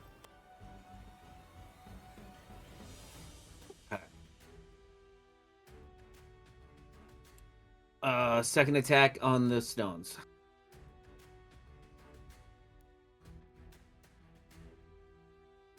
All right, go ahead and make your attack. Okay, the blade does indeed cut into the stone. Go ahead and post your damage. You chip away at the stone, damaging it, but you notice that the runes are still all lit up. It looks like it is still in effect. Okay.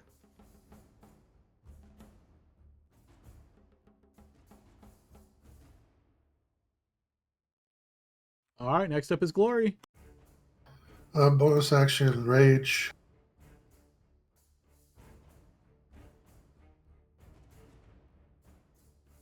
Move here and attack Lucas. All right, you I step should up. have advantage on this one. Yep, thanks to the Huldra, sure.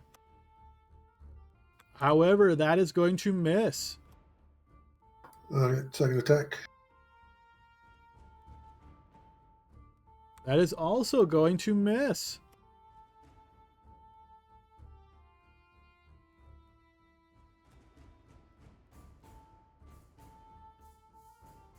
I'll stay right here and return. Alrighty, this guy's gonna make his way up. Caliban.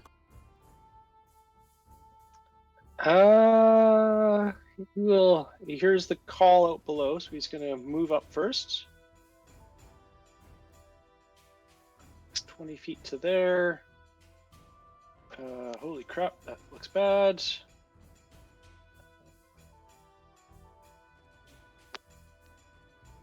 $25 and 30 to here. I'm gonna cast.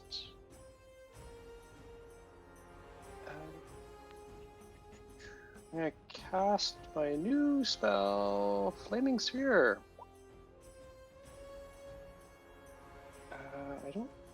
We're just gonna use the Produce Flame token, right? You can, sure. Cast that. Let's see. The big bad. Let's put it right on this guy here. So I don't believe it can share a space with somebody. It has to be summoned in its own space, and then you can use bonus action to ram it against somebody. Ah, okay. I'll cast it there then. And yeah, do just that. I'll bonus action it to ram it against him.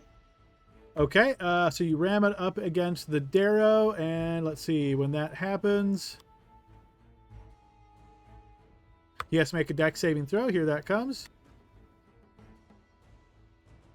He will succeed on that, so he'll take half damage, so go ahead and post damage. Alright, so he is wounded. As the fire scorches him, he looks very badly hurt.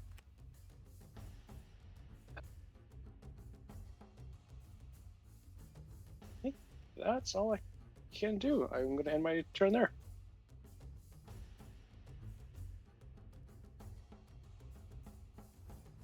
All right. The shouting goes up around the area of the temple. Alrighty, this guy's turn. He's going to use his special feature of steady aim to attack Barnaby at advantage. 16 is going to miss. Barnaby, your turn. All right, I'm going to go for the guy that just tried to attack me.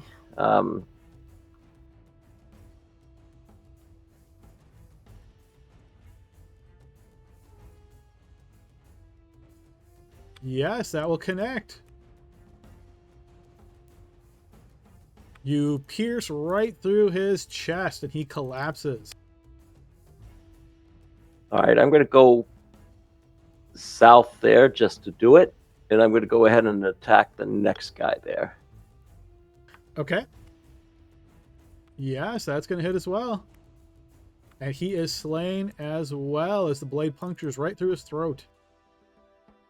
All right. And I kind of hate to. Well, no, I won't do it right now. But I'm just going to go ahead and move for right now. So that's 5.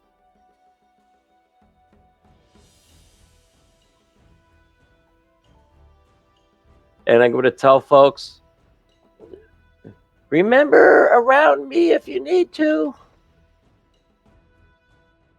All right, this guy's Thanks a going to lot, move buddy. up. Moves to here. Let's see. He's going to then move to here. Can I reaction attack him when he moved into range? You sure can.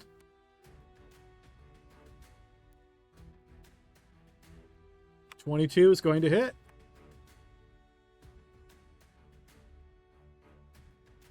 .13 points of damage is enough to kill him as your blade slashes right through him and he drops.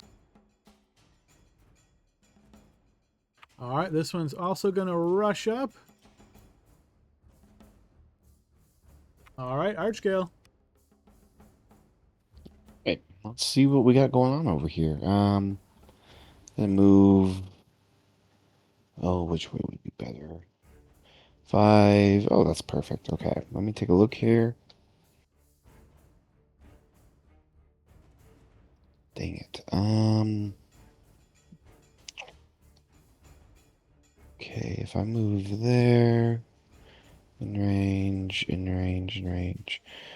I'm sorry, measuring stuff. Am I able to move over these stones? Are they tall enough to like walk over? So they're vertical, so they don't take up as much space as it looks like they do. So yes, you can move essentially through the squares near them.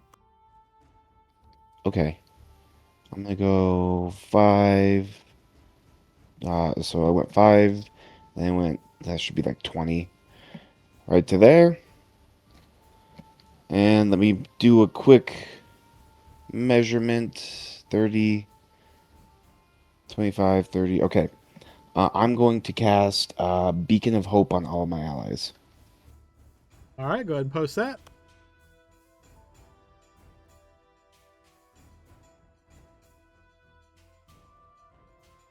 Okay, so folks, make sure you read that text and you know what that applies to. Yep, so everyone gets wisdom saving bonus advantage on wisdom saving throws, death saving throws, and anytime I heal you, I always heal the max. So I end my turn. Will that reach all of us? It says Yes. 30 feet. Okay. I measured. Gotcha. Cool. All right, we move to this guy's turn. He's going to go ahead and move.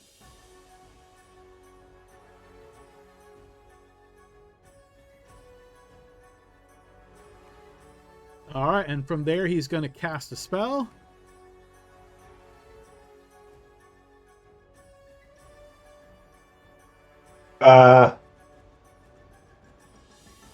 Counterspell. Okay, go ahead and burn your reaction. And go ahead and burn your spell slot.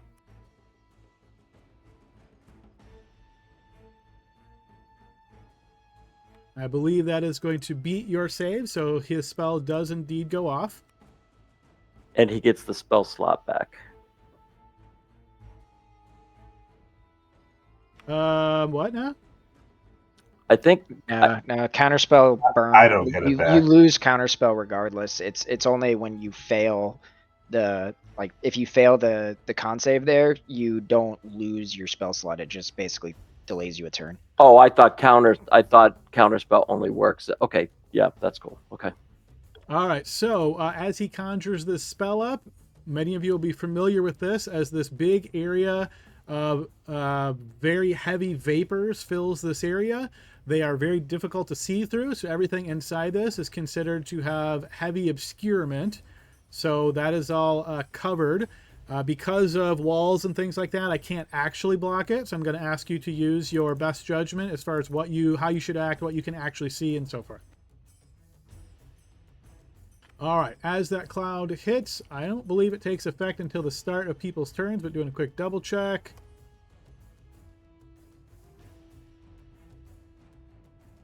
Yes, not until the start of the turn. All right, so that is then there.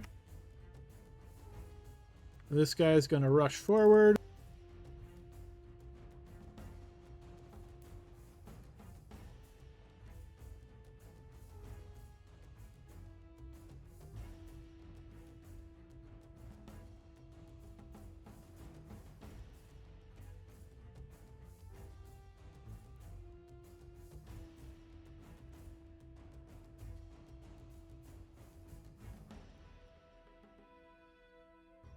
Okay, top of the next round, Laud, as you start your turn inside of the cloud, please give me a Constitution saving throw.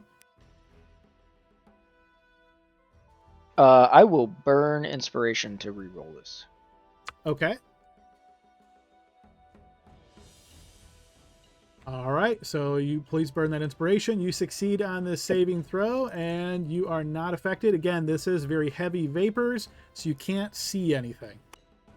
Okay. So what I'm gonna do is I want to cast Dispel Magic, but I can't see. Like, I know this effect is in here. Could I cast it where I stand, or do I need to like step out of it to see the cloud and then dispel it? Go ahead and post Dispel Magic. Does it say you have to be able to see the effect? Let me double check. But I'll post it in. I feel like it's dumb that you wouldn't be able to do it, but I think technically by the letter of the rules that you would not be able to. It actually, it doesn't say you have to see it. It just says within range. Yeah, then yeah, no problem at all. You can certainly do that. All right, so that will be my action to Dispel Magic and get rid of the this cloud. All right, go ahead and burn that slot. Yep. And then I will take a step over here and actually just end my turn for now. Actually, I'll take one more step back and then end my turn. All right, that guy has since been slain, and we will move to our grace points. Okay, let me see if we can get the recharge. It's a D6. We did not. Okay. So I'm gonna give we're gonna do, I guess, 3 for Harry, which Glory can decide. And then I guess Runot can do 2 for the damage. This one. So it's 6 total creatures. I don't know how many are down there, but So I can choose 6? Yep. All 5 that I see here. That one and that one.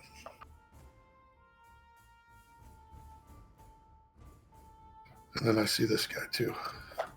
Yep. All right. And so let's see. That was the Harry. So that's charisma save. So we've got 1, 2, 3, 4 of the Darrow. First one is not affected. We've got Vukas. He is not affected. And you notice that it has no effect on the creature seemingly made of blood. All right, and then, I'm sorry, who is doing the damage? Runok. It's just 2 of them. 2 points. All right, so Runok, pick 1 space, and everything within 5 feet of that's going to have to make a save. All right, so Darrow will fail that. You notice the javelins puncture into the blood creature, but it seemingly has no effect. Go ahead and throw me 2. You said 2 points, so 3d6? Yes, 3d6. All right, he failed that, so those javelins are going to pin cushion him, and he is slain. Nice. All right, and I believe that's it for the grace points. Yep, that was all 5. All right, Runok, at the start of your turn, that blood creature reaches out with a hand. I'm going to need a dexterity saving throw. Does it seem like an illusion because of how it's not being affected by this stuff? I don't know. You might think it's an illusion. All right, you notice as it tries to grab onto you, you nimbly duck out of the way. You can take your turn. Okay, I'm going to pay it no heed then, in that case. I'm going to... I'll rush to here. Swing at this top one. Okay.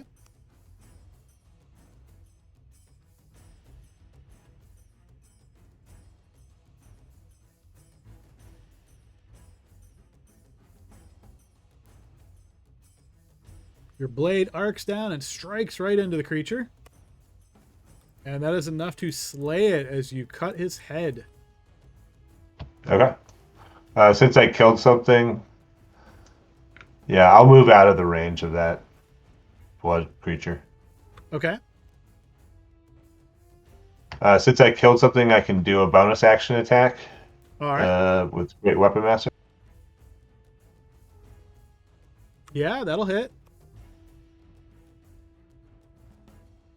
Yes, that one you stab right through the chest and he drops. Don't stand too close to the fire. No, I can get to here. And I go, "You're next, buddy."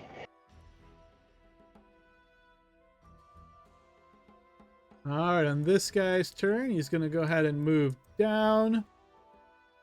You're going to notice then that this blood form moves to here. And then he's going to point with his finger towards you, Runak. And you're going to see 3 blasts of energy flash out towards you. Where is this coming from?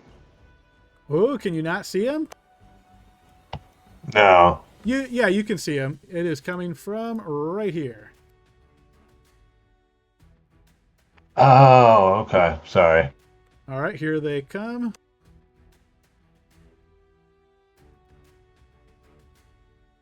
First is going to connect with you as it hits you for tremendous damage. 14 points, in fact. And then a second attack. Oof, which is a critical hit. So we take the 13 and that misses, right? Yes. And then you get to do since some it damage. misses, yeah, he takes 6 points of necrotic damage. 6 points of necrotic. Yeah, that seems to affect him. And then he will fire a third time at you. And he will take 6 again. And Runak just wags his finger. There are worse things out there than you, buddy boy. He seems a little bit not happy with that as he backs off. All right, Grim. All right, I'm gonna swing at this ruins one more time. Okay. Your blade clashes against the stone, but doesn't damage it. Once again, blade hits it, but doesn't damage it. Okay. I thought I damaged it before. I just didn't hit it, huh? Okay. Accent surge. Put on my shield.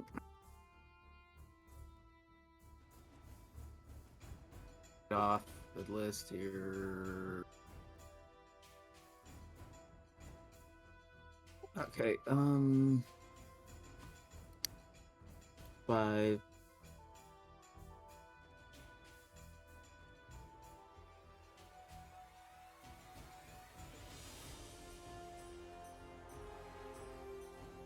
Move 20 to there. And I'll end my turn. Hey, Glory, at the start of your turn, I need a dexterity saving throw as the blood creature reaches out at you.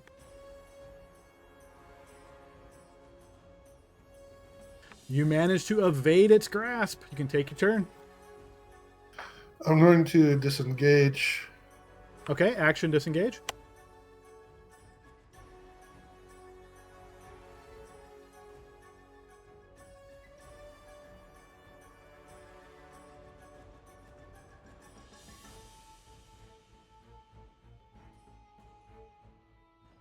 Move there. Bonus action, extend range. Okay. All right, Caliban, start of your turn. Dex save, please.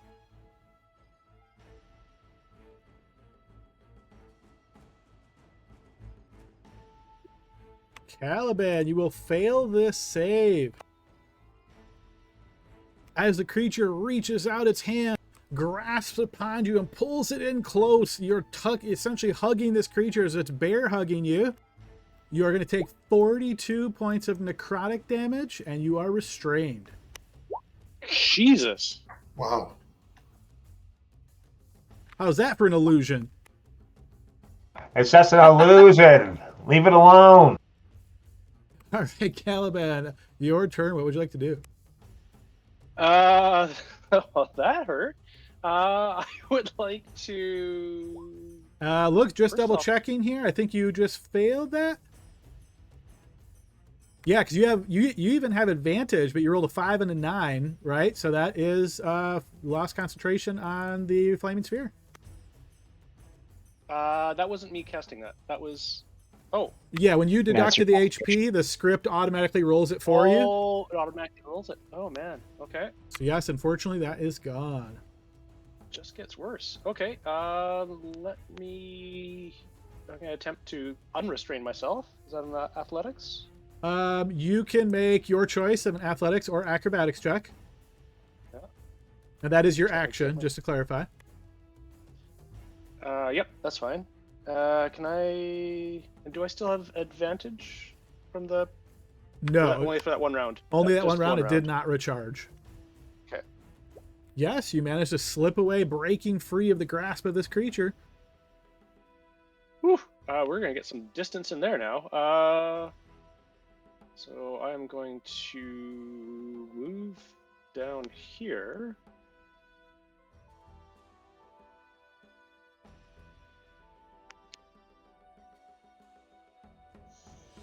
Yeah, 15 to there. Oh, I'm in the wrong mode. There we go. Sorry. 15 to there.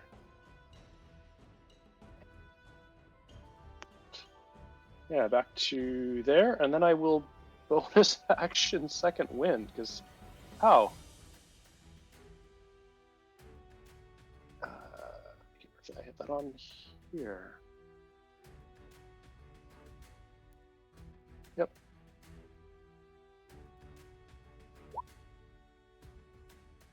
Put 11 back on, and end my turn. Does the healing effect that you put on him, Archkill, apply to that?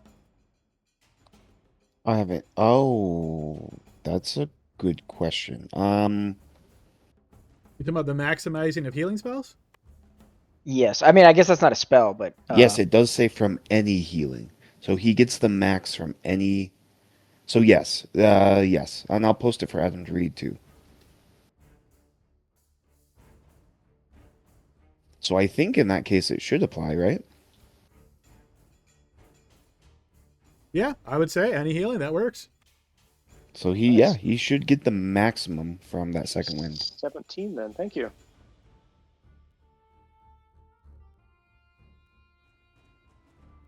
Okay, Barnaby. All right, I got to come down to see what I see.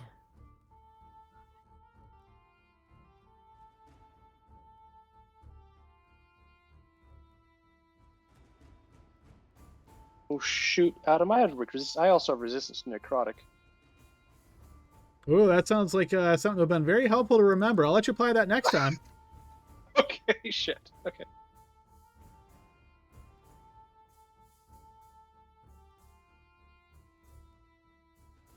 Shoot, I tell you, I want to go ahead and all right.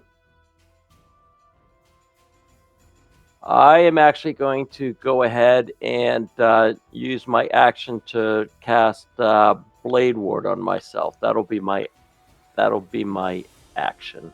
Okay. And I'm actually going to stand here for now, but I'm going to tell folks, remember, you can rally around me.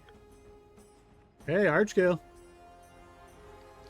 Okay. Do I have a clear line of sight to this Darrow here? I would say yes. Okay. I'm going to shoot a fireball at it. Or, sorry, fireball. Firebolt. Firebolt. I'll have fireball. All right, let's see it. Yep, that is going to hit, and he had exactly 1 HP left, so he is dead.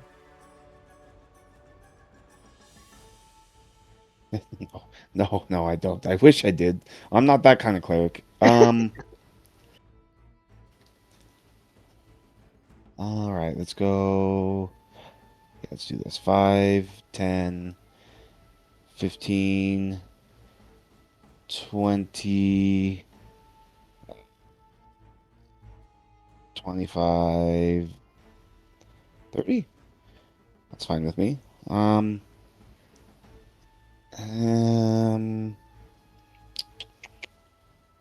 And I'll end my turn. All right, Bucus is going to give a toothy grin to Glory as he says, "Nice try," and disappears in a bit of mist to reappear here. He is then going to throw his hand forward to shoot forth some arcane blasts of energy targeting Glory.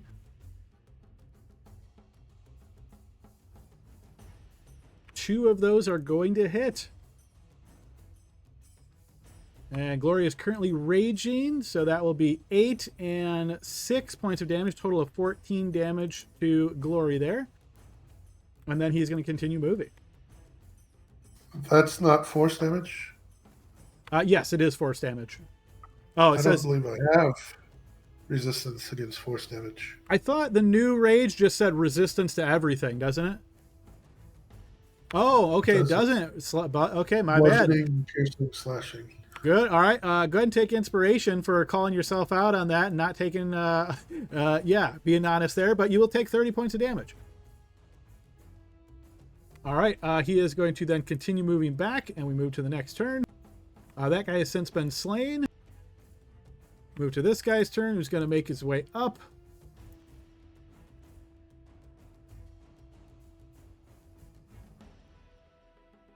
All right, we're at the top of the next round. We're a little bit over halfway through our session here, guys. So let's go ahead and pause, take our 15-minute break, and we'll come back on the other side. See you in a few. Sounds good. All right, we are back in the second half of the session here, team. Let's get you guys back on the map. And let's go ahead and put our music on. All right, we are at the top of the round with Laud. All right, I'll start by moving down. 5, 10, 15, 20, 25. I don't like being this close. 30.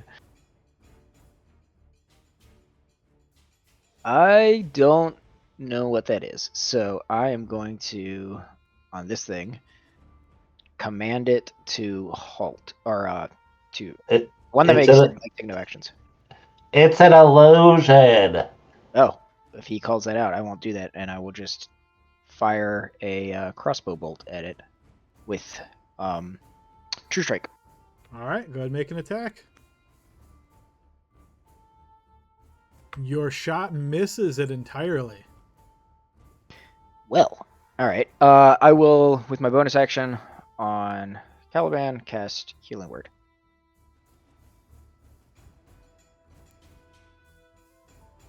All right, so then he gets the max. So what is your max? It is a 2d4 plus 5, so 13. Okay, 13 Thank you. back to Caliban. And that will end my turn. All right, and then we're at grace points. Okay, let's see if they recharge.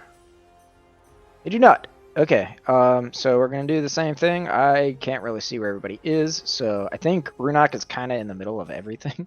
So, I guess we'll go with the standard. Actually, we'll do 3 points of damage this time and 2 for the Harry, because I don't think there's as many creatures. So you can pick 4 creatures. Okay. All right. So I don't think this one gets affected, but I'll pick the blood creature. This is for Harry, right? Yeah, and then these 3. All right. Yes, you will see this has no effect on the blood creature. Here comes some saves for the Darrow. All 3 of those will be affected. And then damage, I guess I'll do it right here to possibly affect the pillar. All right, both of the Darrow succeed on that. And how many points was that, Laud? It's 3, so it should be 4d6, I believe.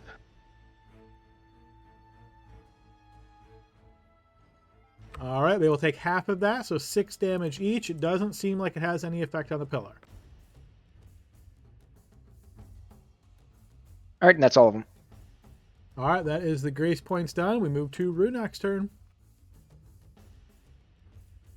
We can't let these guys get away. They'll warn everybody. And I will get to here. He will swing at the eastern one. Okay.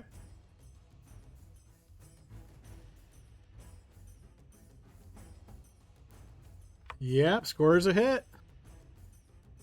That takes his head right off.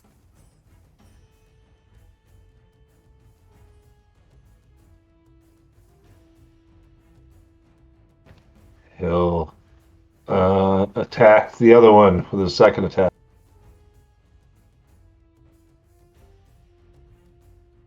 That will miss. I'm gonna graze. He is slain by the graze damage. Haha. That's more than just a nick. I get to move one more. And I guess that's the end of my turn.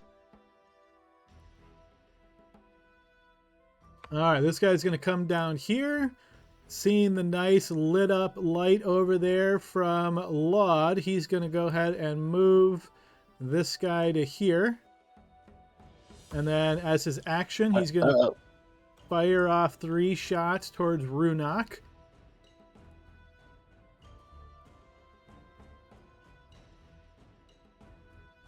The first one will connect.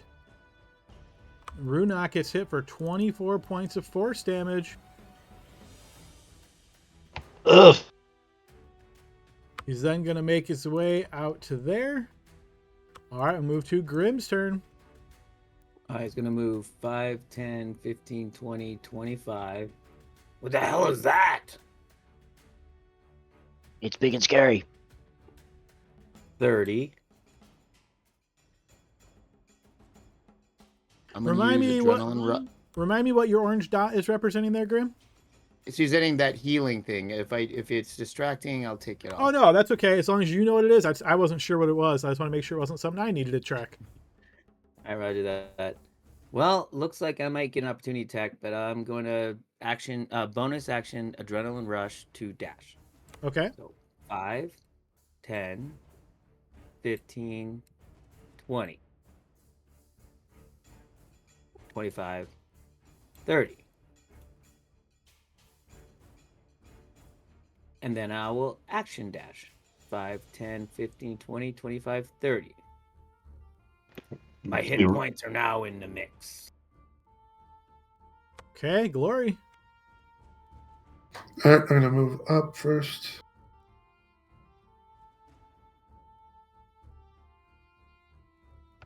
He's over there. Careful, his bursts hurt.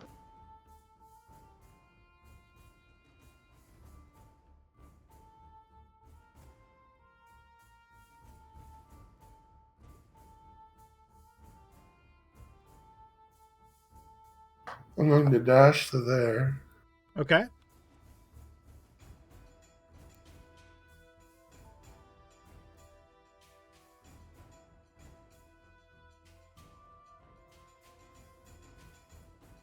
A bonus action.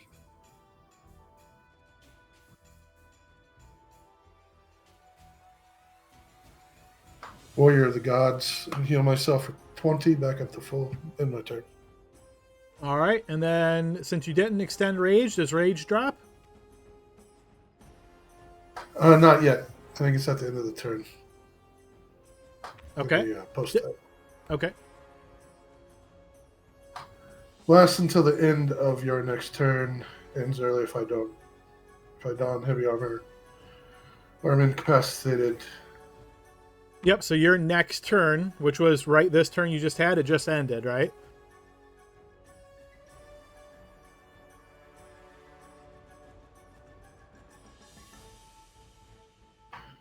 Okay, if that's how you... I'm fine with that. read it as the end of the next turn, but we can do it that way. So you didn't extend rage this turn, right?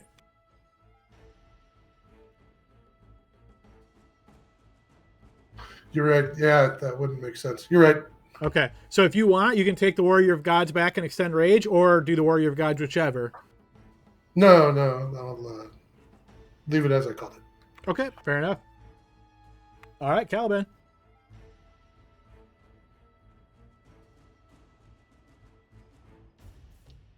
Button's still not working. Do I need to do a dex to dodge this thing? Oh, yeah, sorry. I got to scroll over to that side of the screen. Yes, please. Dexterity saving throw. If I miss, I am definitely using my inspiration to That is a failure. burn my inspiration. And reroll that.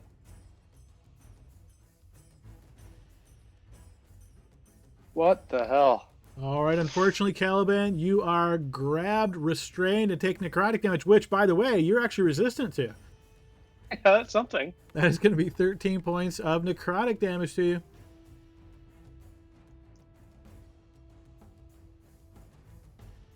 Okay.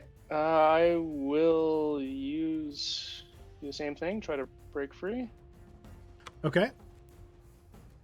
Yes, you managed to break free.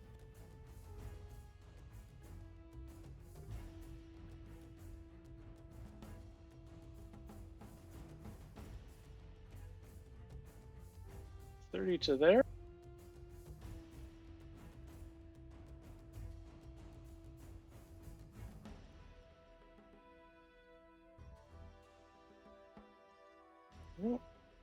No, so that was my action to break free, right? So Correct.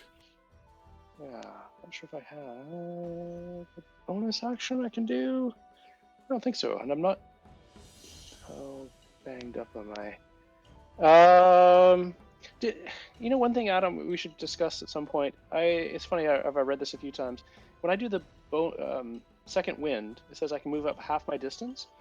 Are we adding that as additional movement, or is like half your normal distance can be moved then when you do it? Post the I think text, we've but been it should playing- just be half your speed. You get to add to your total speed.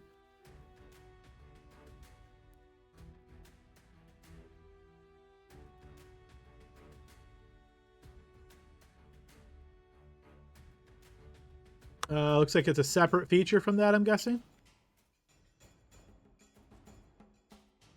Yeah, I think it was called like whoops. Yep. tactical shift or something. Tactical shift. Yeah. Oh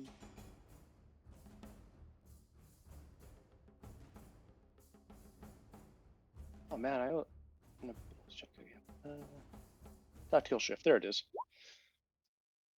Right. So if your speed is 30, when you use that, you can get 15 extra feet that you can move.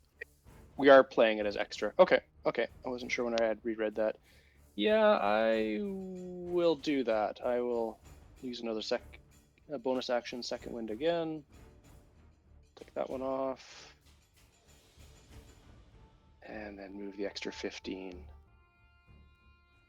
Oh, I guess I don't need to roll that, do I? I guess I did roll it, but it should still be a 17. Yeah, you get max still, yep. Yeah, okay. And it's 15 to there. End my turn. Okay, Barnaby. Leave the illusion alone. Let's go after the mages.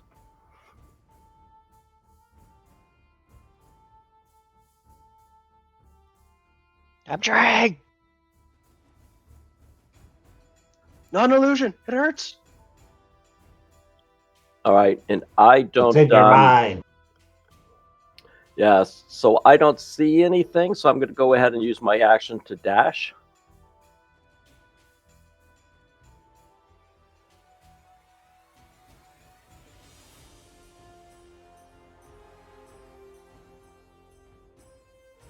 And I'm going to go ahead and stay there just so Caliban also gets some of my lovely aura. Okay, Archgale. All right, I'm gonna action dash. 5, 10, 15, 20, 25, 30, 35, 40, 45, 50, 55, 60. Go get him, Caliban. And I don't think there's really any bonus action I want to take, so I end my turn. All right, Bucus is going to cast a spell, conjuring up the thick cloud of vapors there. This guy here is going to attack a Grim. This will be at disadvantage. That's going to miss. Grim, you take 1 point of graze damage. All right, top of the next round. Law, dexterity saving throw. I'm going to use my lucky feat to give myself advantage on this. Okay. Yes, you will succeed on that. Good call, brother. All right. And then, let's see, 5, 10, 15. Nope. All right. I am going to, I guess, disengage. And then 20, 25, 30. And then as far as bonus actions go, I don't think I have anything particularly useful. And I guess that's it. That's my turn. Okay, grace points. All right, still didn't reroll. I don't know who's the farthest forward. I think it might be Glory now. So, So I'm going to go ahead and rule that nobody can see any opponents besides this one guy here. Okay, well, that's the case. Then 1 point of Harry on that thing. And I guess this, but we know it's immune to that. And then the other 4 points will go to damage. And all right, just roll that damage because it's half anyway, and this guy's got low HP. I'm pretty sure it's just going to kill him even if he succeeds on the save. Gotcha. All right, so that was that makes it a 5d6. Jeez. Believe it or not, even if he took half, he's still dead. So he is out of there. All right, and that will be all the points. That's my turn, or the Grace Point's turn. We then move to Runok. Okay. So this is a poisonous cloud, right? It's thick, heavy vapors that you can't see through. Okay. So Runok's not going to breathe. I guess first things first, I will second wind with my bonus action. Okay, you get max HP from that. So that's just 11.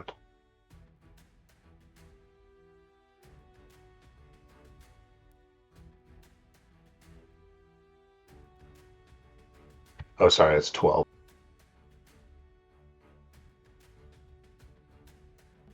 Okay, and then he will try to go through it.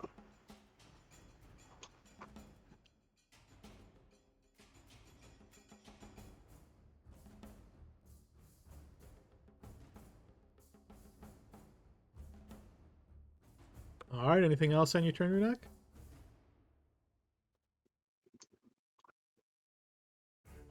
I guess as an action, he will Eldritch Blast this wizard. Okay.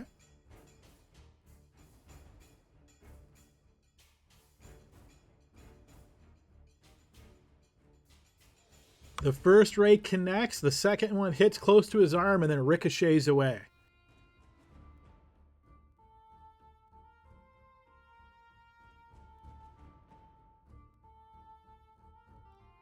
All right. And that's the end of my turn. Alrighty, you're going to notice as he puts his hand up in the air and pulls down really hard all of a sudden, and you're going to feel, both you and Glory, you're going to feel the blood being pushed out of you and pulled towards him. I'm going to need both of you to give me Constitution saving throws. Joke's on you, buddy. See me to do that? He does not need to see you, no. What kind of saves? Constitution saving throw. My blood's been gone a long time. All right, you will both take half damage from this. So that is 16 necrotic damage. I have necrotic resistance. Okay. I do as well. Okay, so you'll both take 8 points of damage then. You will also notice this seems to reinvigorate him.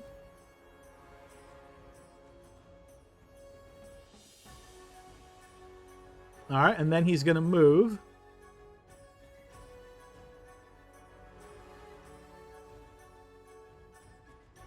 All right, Grim, your turn. All right. 5, 10, 15, 20, 25. I'm going to hold my breath. 30. Bonus action Adrenaline Rush, my second of 3 uses. 5, 10, 15, 20, 25, 30. Come to the sound of my voice. And then I will,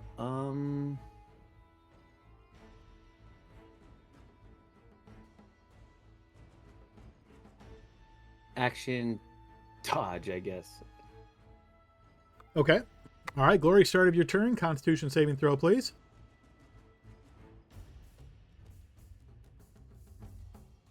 I'm going to inspiration that. Still have inspiration left? All right, yeah. Oh, yeah, that's right. You just got awarded you gave it to inspiration. me. Absolutely. How did I forget already? Yes, go ahead and roll that. Oof. Unfortunately, that is still going to be a failure. Better. So, Can I use my bardic inspiration? Do you have bardic inspiration? I gave it to him on round 1 Yeah. of combat. Then sure. Yeah, D8.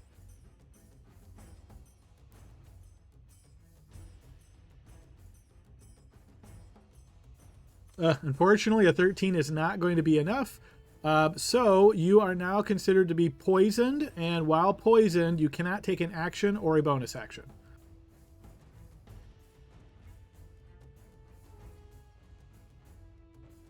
Well, then that ends my turn. You can still move if you wish. Oh, okay.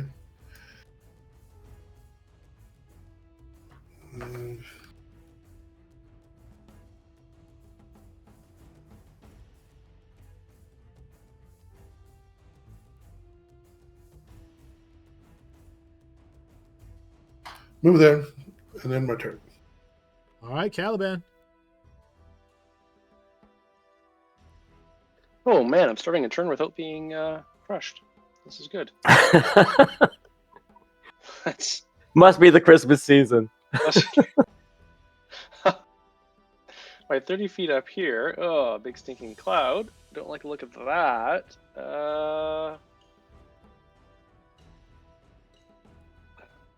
He is going to try to move around this wall. So I'll do a bonus action dash. Can you bonus action dash? Or sorry, action dash, sorry. Okay. My bad. Action dash. 10, so 15 to there. And he's just going to try to run a hand along the wall to follow the building. Okay. So 20, 25.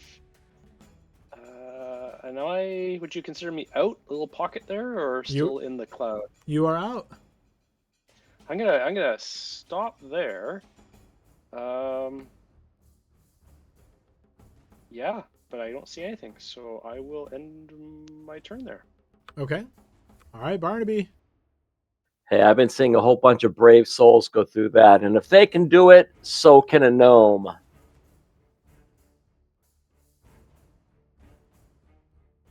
There's no room. And I'm going to dash. That's 30, so I'm going to dash. Come to my voice. Come to my voice. All of my friends, come to my voice.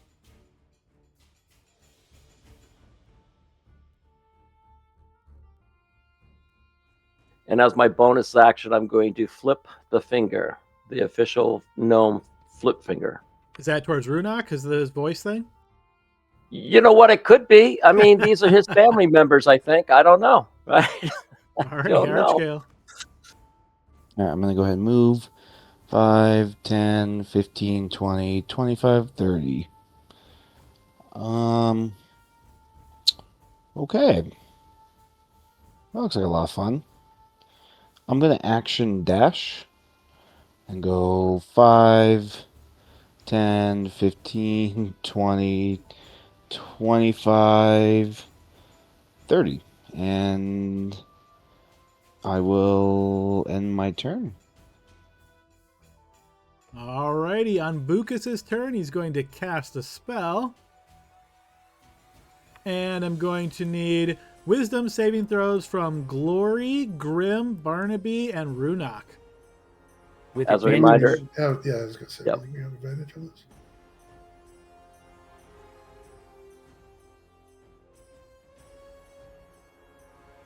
All right, Grim, that is going to be a failure. All right, so the cloud is going to vanish at that same time. And then Grim, as you fail this save, you feel your brain gets a little bit fuzzy. You're kind of blinking. You're like, huh? What? Huh?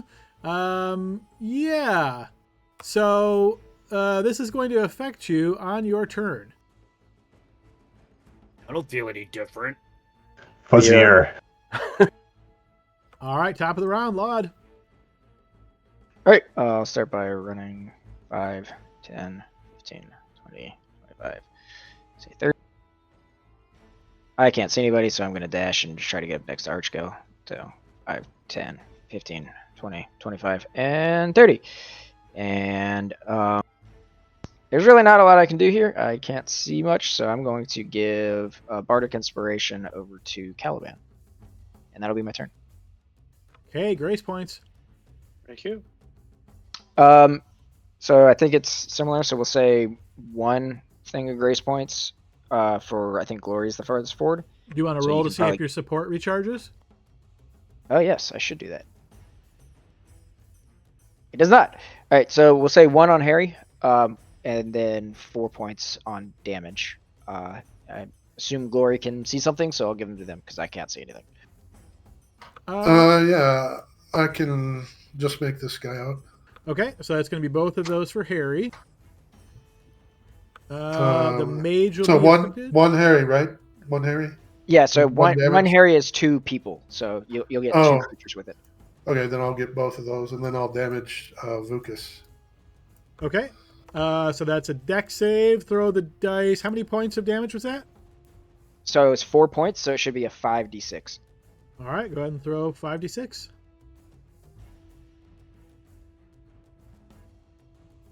All right, he will take that damage as the Huldra throw javelins at him and puncture him, but he manages to maintain concentration. I've got a question on Grim, and it may be one of those too late kind of things, but he's also within my aura, which is a +4. That is a too late thing. Unfortunately, I can't roll back. Yeah, just reminding folks. All right, Runok, your turn. Okay, Runok finally can get some damage on this guy, so he's going to rush up and swing his greatsword.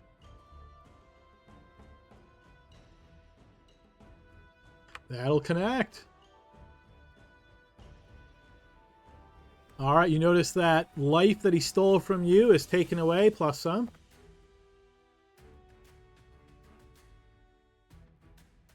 Nice. Nice. Nice.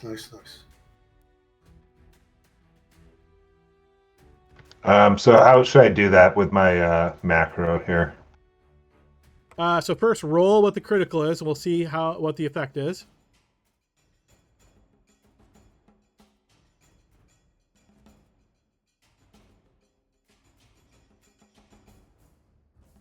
Okay, so this will work just like normal.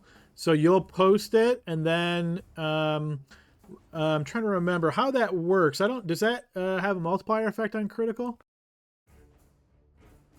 That was No, it's just that right? no, it re-rolls the 1s and 2s. So Oh, right. Okay, so post it once.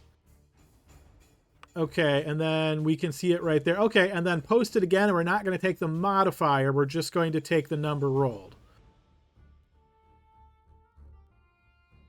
All right, so 15 plus the 9 you rolled is 24, and then the bleed effect. All right, sounds good to me.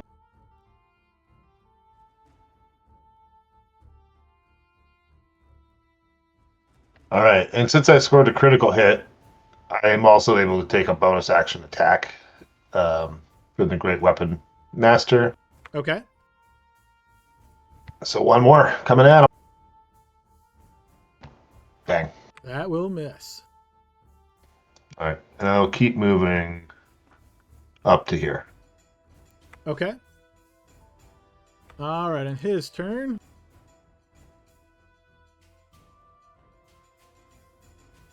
All right, he is going to take 1d4 damage. Runak, you can go ahead and roll that.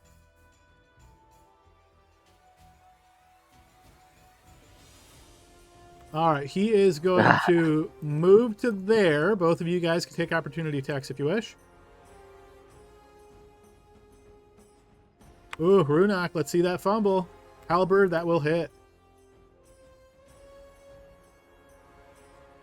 Let me make sure everything's off. Uh-oh.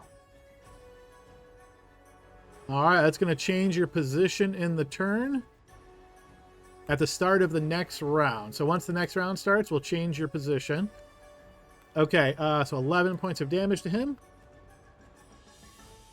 All right, then he is going to go ahead and cast a spell. And you're going to see he flies upwards 30 feet.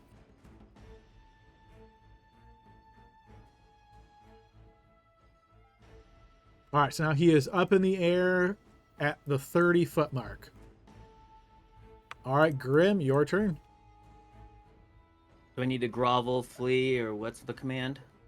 Oh, thank you for reminding me. Please roll a 1d10. So you cannot take bonus actions or reactions. And you stand here dumbfounded. Please make another wisdom saving throw. Plus All right. 4. Oh, with the +4, that will be a success. You're no longer affected. Your turn is over, however, but no longer affected. All right, Glory, it is your turn. You're no longer poisoned. I'm going to remove that, and you can do what you like. And this guy's 30 feet up in the air, you said? 30 feet up in the air, yep. All right, bonus action, rage.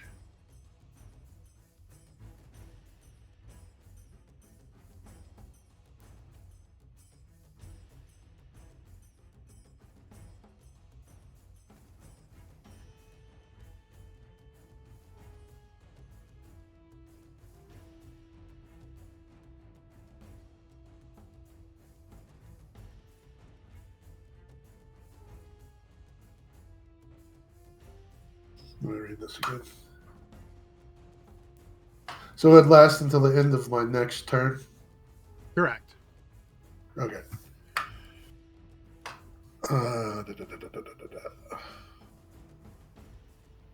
Dash.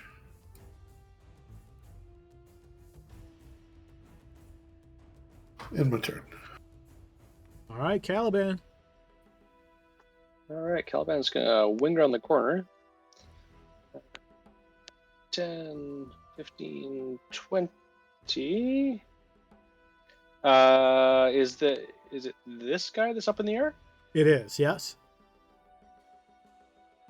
I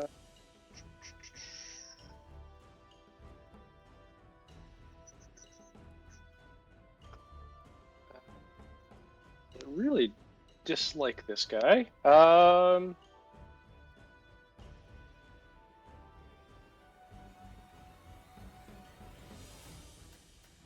Oh, I got rid of the one thing that actually would have been able to hurt him with. Shoot. Yeah. I am going to... switching weapons is an action, right? You can drop your weapon and then draw a weapon, but I think you have a shield equipped, right? I do, yeah. So if you're trying to use like a Oh. two-handed weapon, you'd have to doff the shield, which is an action. Which is an action. Okay. Yeah, I won't do that. I will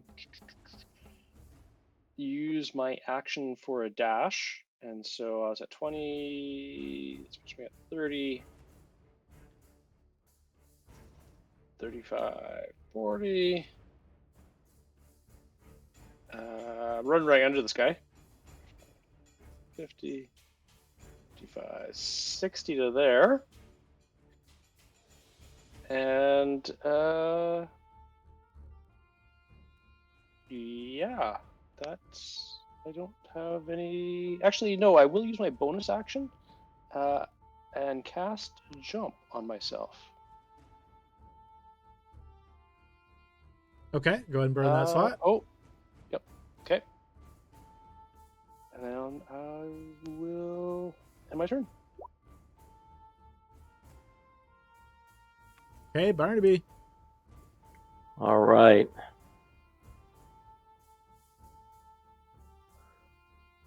I'm going to come here. I'm going to aim my firing rapier at the guy that's 30 feet up, and I'm going to shoot him twice with Eldritch Blast. Okay. Yes, both of those will connect.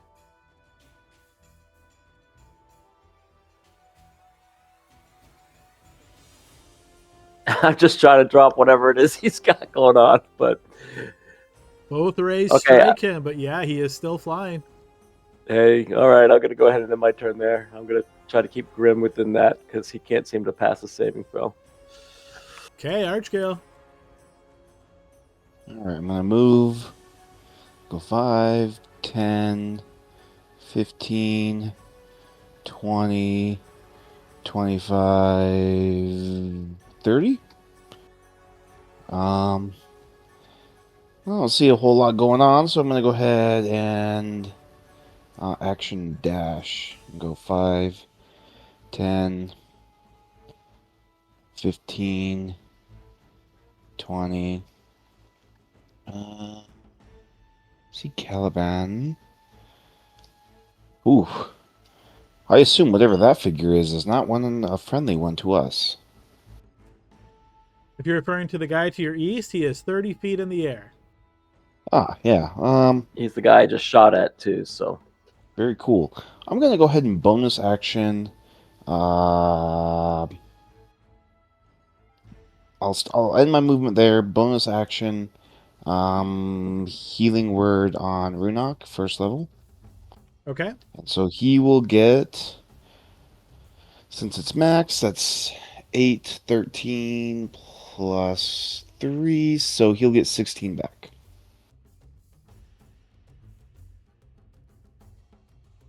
Oh, thank you. And I will end my turn. All right, Vukas will look towards you, Glory, and say, I look forward to eating your flesh. Come inside. He's going to move to here. Would you like to take an opportunity attack, Glory? Yes, I would. All right, make your attack. That is going to miss. As he gets here, you're going to see he puts his eye right up to the keyhole and casts a spell. And disappears in a thing of mist. All right. Not giving me an opportunity attack because he vaporized. He teleported, correct. All right, Got top it. of the round, Lod. All right. 5, 10, 15, 25, say 30. We'll go there. See this guy, so I am going to take a shot at him with True Strike. Okay. That is going to connect.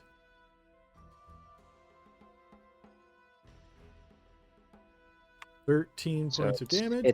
It's 19 actually, because there's a radiant piece of it too. So it's 13 piercing and 6 radiant. All right, he is wounded by that strike.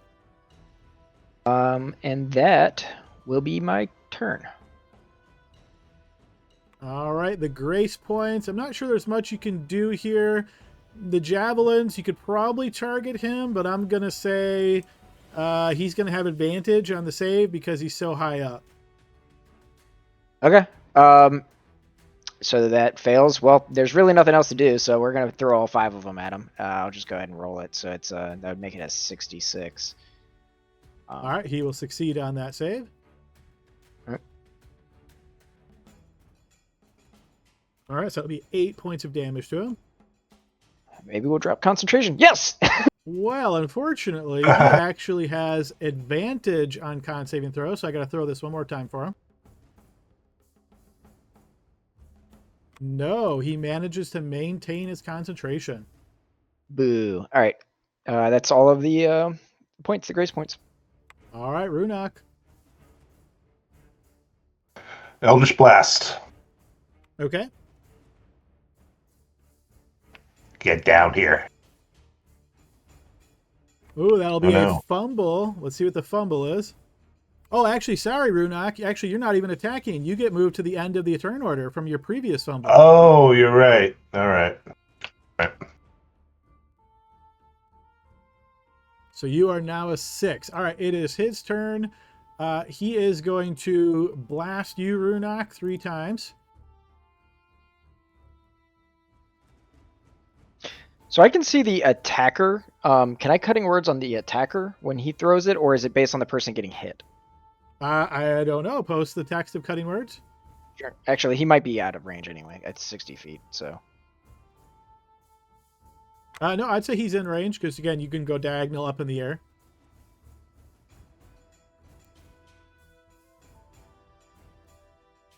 Yeah, so you can affect him if you want. He just succeeded on an attack roll. Is that what you'd like to use it on? Yes, I would like to cutting words that first attack, which is a D8. I'll roll that. Alright, Reduce it by 6. So it is a 17 instead of a 23. That will still hit Runok. Yeah, it still hits me. Unlucky. And that is going to be 18 force damage to Runok. He is then going to fly over the top of the building and out of sight of you all. Runok, throw me a D4 as well for that bleed he has on him, and I'll take that off of him. And then, unless anybody is doing anything really out of the ordinary, I think we can end combat.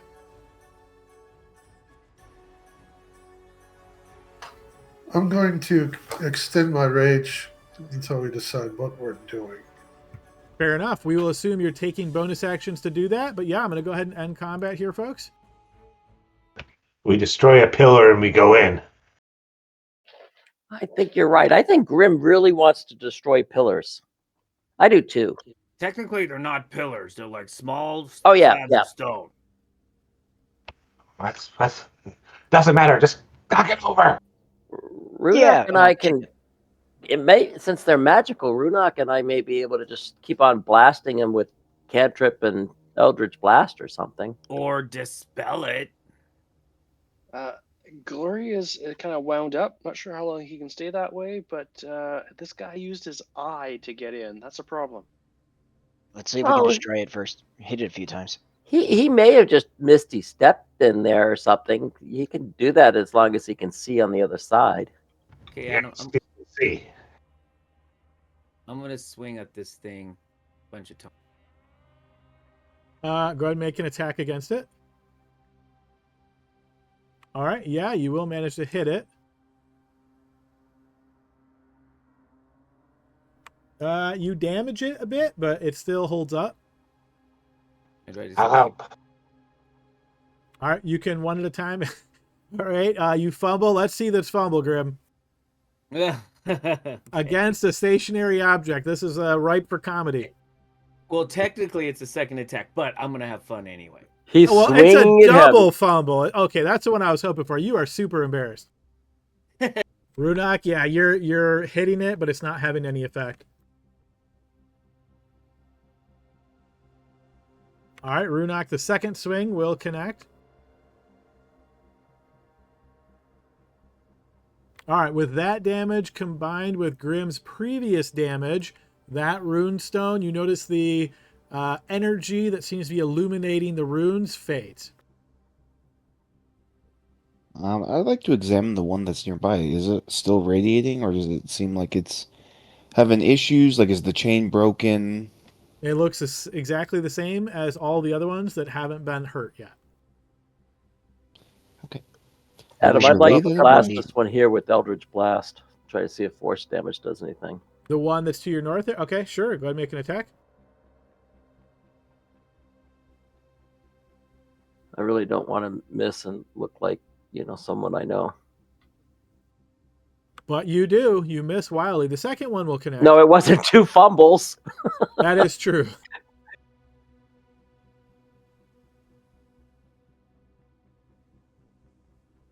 All right. Yes, it will damage it. I would keep on just blasting it at him. So whatever you want to do with that, All right. So you're spending the time it takes for you to make the energy and the runes go away? Correct. Okay. You do so. We'll say that takes you another round. I'm assuming this door is trapped or locked or something, and that's why he didn't just open it. So we might need to find a different way in or to get past this lock. We have knock. I'm not sure if it's locked. He just looked in. One of us should maybe look through the keyhole. That's what he did, and then maybe teleported in. We could try one of the other ones. If we're going to take a minute, I can do something real quick to help myself. Yeah, I think that's a good idea. Okay. While you're doing that, I'll start shooting at this one too with my my crossbow with True Strike. All right. I'm performing the rite of this magical cunning. Okay. So you're spending a minute out here doing that. And then, Laud, the one you're shooting is the one right next to you? I think it was this one. I'm assuming the one right next to me. I thought the one right next to me was already destroyed. No, I'm crossing out with purple lines, the ones that you guys have damaged. Okay, then I guess it would be the one right next to me. Take a point-blank shot at the thing. All right, well, you've got a minute at least, so I'm going to assume you're able to roll high enough to damage that enough after a minute. All right. I am not going to use my sword, but I'm going to try this hand axe. Try to whack it. Okay. Do we notice anything? Like, like, is there any kind of like an aura that's fading or anything of that nature while we're destroying No. these? Or Nope. Once you damage them enough, the light in the runes seems to fade, and it looks, I mean, for lack of a better term, it looks like it doesn't have magic energy in it any longer, but you don't notice anything else. Yeah, so you chip at it there, Caliban, still lit up.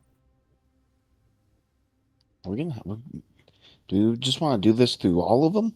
yeah, maybe we destroy them all. Yeah, and if they send evil bad guys after us, isn't that the intent anyway? All right, so you guys wanting Well, to spend they the know we're here. requisite time to go and knock every one of these stones down? On a quick estimation, that's going to take you guys about 10 minutes. I'm all Cool with for that. it. Heck yeah. Take him out. That's great. We'll take him on out here. All right, I will mark those off. You guys have spent 10 minutes going through and destroying each of these roads. Any effects that are currently persisting that have durations under 10 minutes are now over.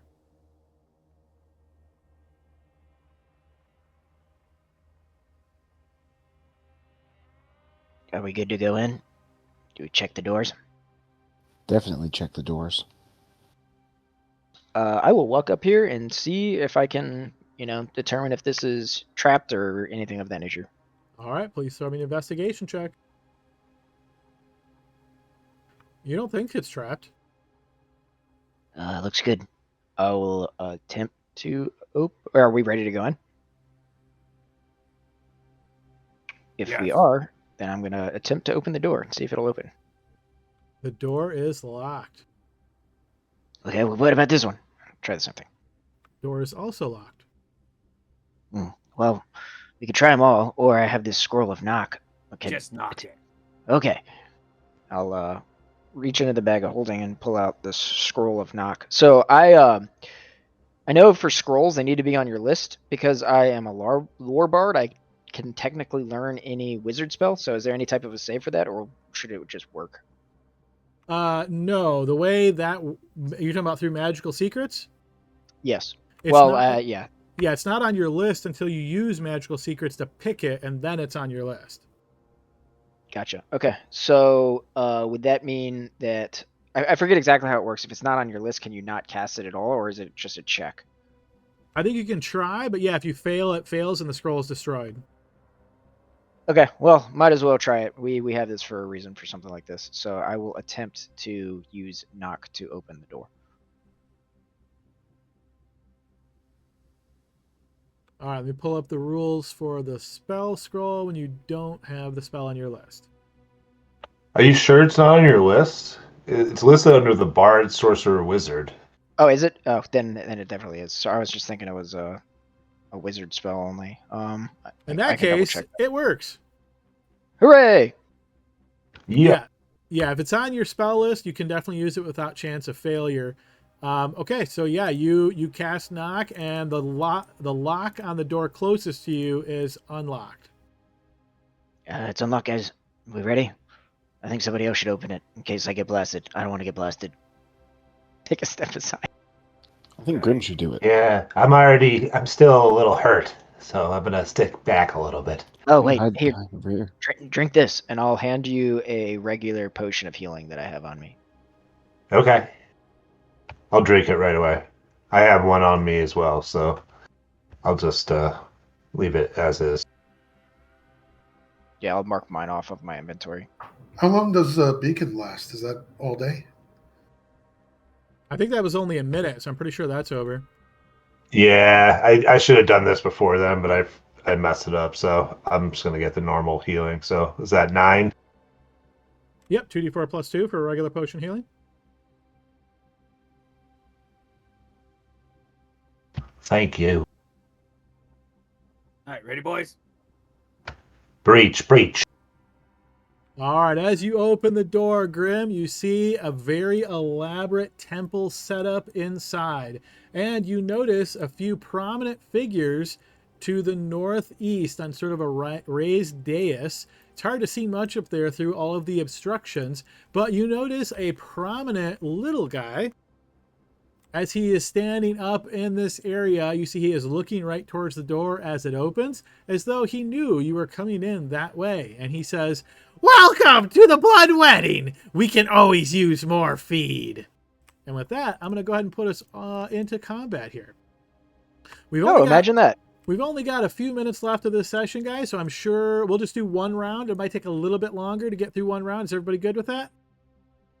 Yeah. Sounds good. Yep. Sure. Yeah, so on our turn, are we allowed to waive the invitation and say, wait a second? You can sure try if you like. Can I use Lucky to get advantage on initiative? Post the text of Lucky. Honestly, I don't know. Sorry, let me find it again.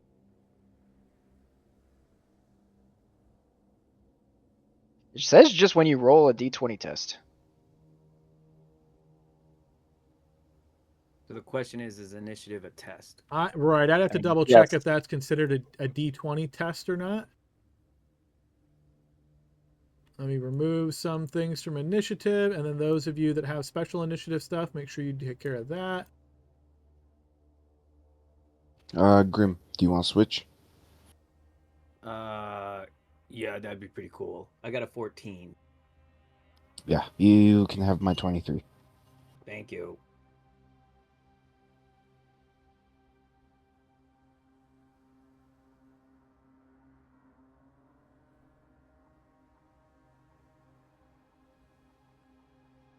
That's a lot of bad guys.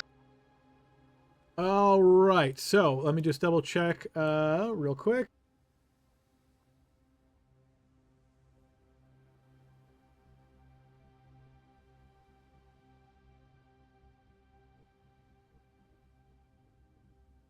Yeah, you can do that. So would you like to use that? Yes, I would. All right, so we already got one roll for you, so go ahead and roll a second time. And then if you roll higher than a 7, you'll take your new roll. All right, you have moved up to a 12. All right, I think everybody else is good. The offer for alert was made. That was updated. Should be sorted properly now. All right, like I said, we'll just do one round of combat. It's going to take a little bit longer, just do the number of people, but I want to at least get you guys one round in. You know, no overstating the pressure, guys. This here is for all the marbles, so you don't want to lose here. Grim. Well, they're in the middle of a wedding, boys. Day is to our right. Make entry 5 feet. Whoops, sorry, let me unlock Hold on. tokens. There you are.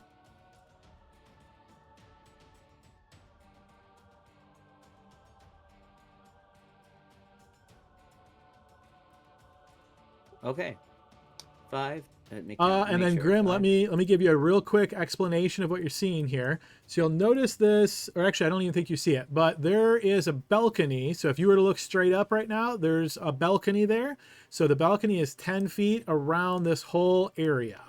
All right. So, and I don't think you can see that either. All right. So balcony's here. And the balcony goes kind of like this. It's all around this whole area. So if you look straight up, you're looking at the floorboards. So what I mean by that is if somebody is standing up here, you don't see them, right?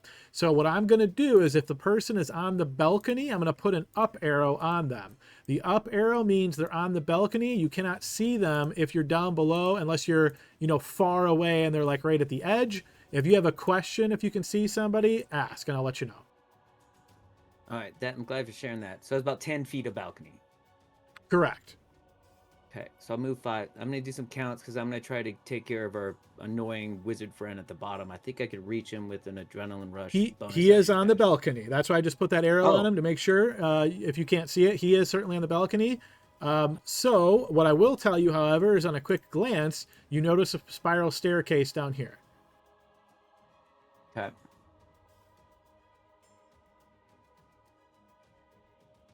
Okay, so then it's 5, 10, 15, 20, 25. So it's 10 feet up.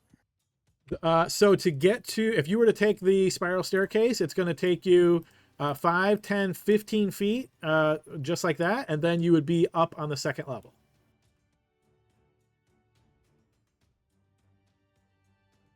In fact, I think I'm going to see if I can reveal this to you guys. This might make it a little bit easier. All right, so you see that dotted line? Yeah. And that arrow that says balcony, that should hopefully explain where the balcony is. So I could reach him if I use my bonus action and action dash. It looks like. I didn't space it out, but let's see here. So if you want to get all the way up to him, you would need 90 feet to get to him. And that checks.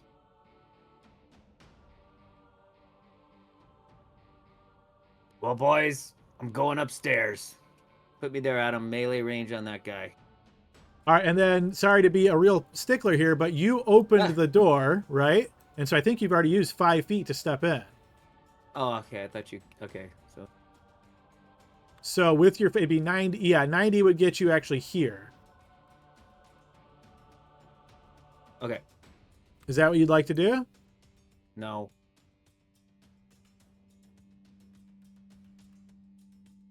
I need to hold the doorway so our friends can get in here, though. Okay, so I'm going to... These guys are just sitting at pews. I'm sorry, guys. This is a big map to look at everything. So what I will say is they are not sitting at the pews. They're all standing from the pews looking at you. They would have been sitting at the pews, of course, but once Vukas came in, obviously he alerted everybody. So they're all prepared and ready for you. None of these folks are surprised or anything like that.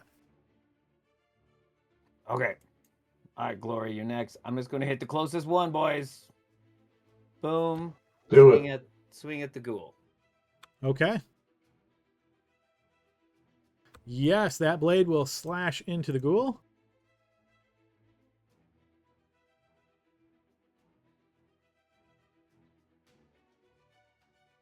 Wounding the ghoul. Strength saving throw, please, for shield bash. All right, you try to bash him to the ground, but he does not fall.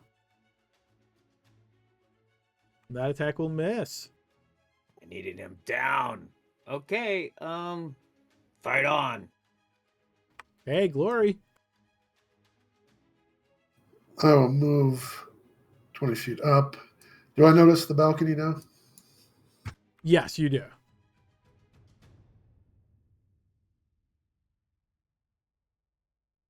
Bonus action, Celestial Revelation. Whatever the one that gives me wings is called. Okay. Heavenly Wings. And I'm going to action dodge.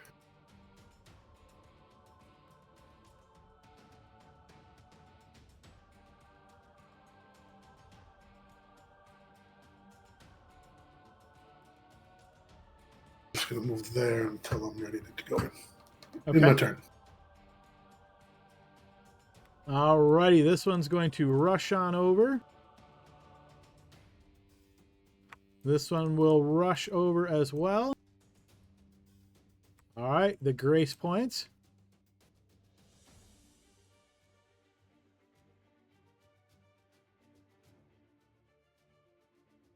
Whoop, did Laud step away? Oh, sorry. No, I did not. So I don't know who can. I guess Grim can see everything. So, Grim, I guess will give 3. Actually, question: at the beginning of the combat, do we reset the Yes. the d6? Okay, so we'll go ahead and use that. That's 2 points, and then we'll do 2 points for Harry, which Grim can probably see the most people, so you can pick 4 creatures, and then you can also pick where the javelins go, because I think you can just see everything. Okay. Well, I think the javelins. Does it auto hit or they have to do a save, Adam? It's a deck save. Deck save. So you pick one spot, and everything within 5 feet of that makes a deck save for damage. Well, right in front of me. How about this spot? Okay, sure. So that will hit 4 of them. So here comes some saves. And how many points was that, Laud? It was 1 point for the damage, so that should just be a d6. Okay. Or sorry, it's 2d6, and then it's plus 1 d6 per extra grace point.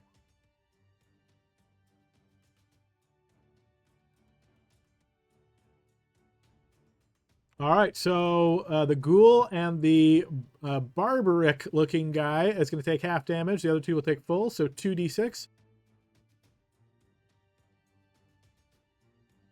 All right, I can just roll it.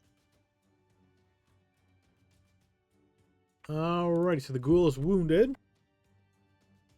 Yeah, they're just all going to be wounded. All right, and then it's it would be 4 total creatures to pick for Harry, which will give them disadvantage if they fail the saving or on their first attack if they fail the saving throw. Same 4, Adam. Same 4. Okay, here comes charisma saves.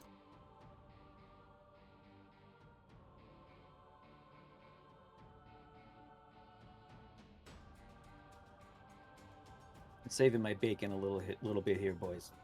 All right. Hey, all good, brother. Those will all be affected and have disadvantage on their first attack roll in the next turn. Yep. And everybody on our team has advantage on their first attack roll this turn because of support. Okay. Is that the end of the grace points? Yep, that would be all 5. All right. At the end of the Huldra throwing javelins in there, as a legendary action, we're going to see a tremor hits underneath the feet of Grim. So Grim, you feel this strange rumble in the ground. I need you to give me a dexterity saving throw. It's my favorite. The ground raises up and knocks you prone.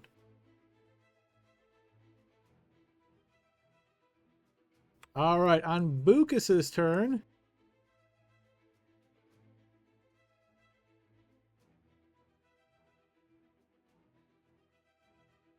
Alrighty, on this guy's turn.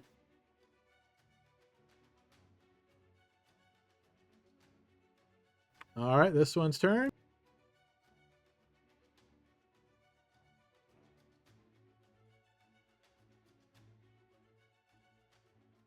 All right. Gonna make their way down. Ooh, they got 5 feet left. They're gonna go there to take the flank. All right, flank plus advantage from prone. All right, you're going to notice as this person coming down motions with her hand, and you see a blade of darkness suddenly manifest as she slashes downward at you. That would be a 15. That is going to miss.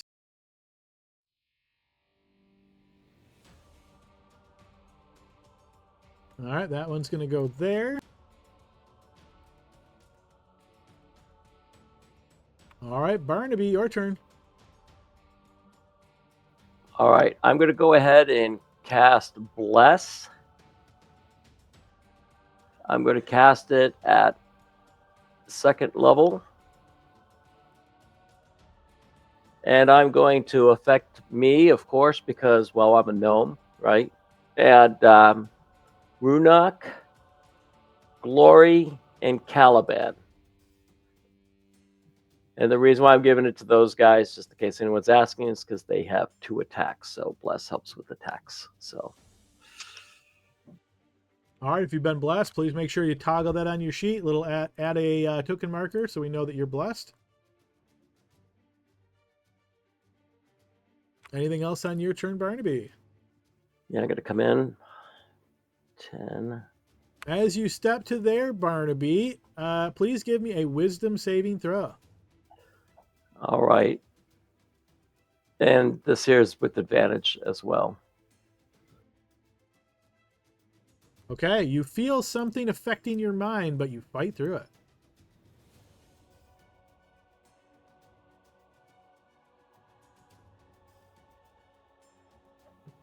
All right, I am just going to go ahead and my 30, I will be right there, and I will end my turn. Okay, Caliban. Did not like that wisdom save, the kind of the hesitation they did, but we will see what we can do. Caliban's going to do the same. Move to the door here, 15. I'm assuming I'll need to do a wisdom save there. You do not. Ooh, nice. Okay. He will move to here. This one is down below, right? I see the other ones are up on the balcony. Only if you see an up orange arrow on them, does that mean they're on the balcony? If you don't see an up orange arrow on their token, they are on the ground floor. Okay. He's going to attack the one that's right in front of Barnaby then. Okay. Ooh, actually get to swing at something. It's been a while. Yeah, no ranged options. Rough when the opponents keep running. Woohoo. It was bad, exactly. That is going to miss. But I think you're blessed. Is that bless already factored in? That bless is already on. Oh, I should have known that you just were that terrible of a roller. Okay, yes, that's going to miss. It's been bad. It's been bad. We can change the name to Carl's Dice now. This one's been better. Oh, no. It's even worse. That is also a miss. Not a fumble because it's the second attack. But yeah, Keith, that is going to be 2 misses, I'm afraid. It's a 12. I still get a 12 even with a fumble. Isn't that epic? That's adding a lot, just not rolling well, yes. Yeah. That's been the story of my life this campaign, last couple of sessions. Yeah, I don't know if I have a bonus action to be had here, actually.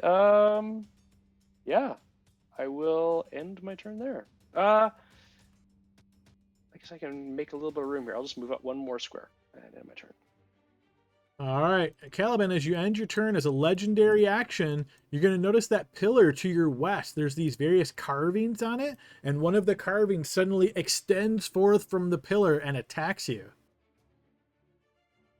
I need you to give me a dexterity saving throw. That's new. Do I get anything on that? Well, you're going to get blessed, and you're with me, so you're going to get a +4. So I'm like a light bulb for you right now.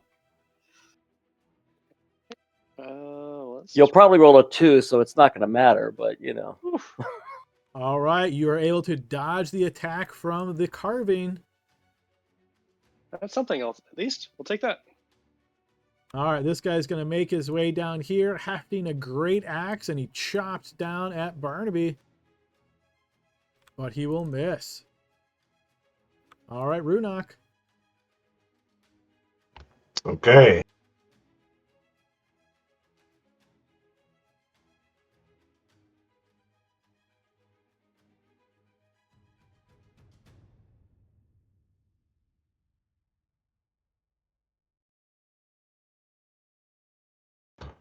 Gonna run to here. And start swinging. And since we're supported, the first attack is advantage, right? That is correct. Oh shoot, yeah.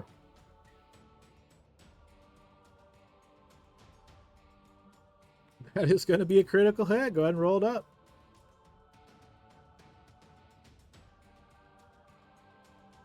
All right, true critical. Go ahead and post the crit damage there. Or actually, with yours, let's double check the dice because you get to reroll 1s and 2s. Is that right? Yeah, so there was 1-1 on that. Yep. So just reroll a 6 side, and we'll take whatever you get. All right, so it becomes a 2, so 22 damage. All right, you chop down into the opponent, wounding her. Oh, and also it should be plus 3 more because of the Great Weapon Master. All right, I'll take your word for it. 3 off more. Yeah, it's not plus 10 anymore. It's just plus proficiency bonus. So, all right. Second attack. Yes, that will also connect.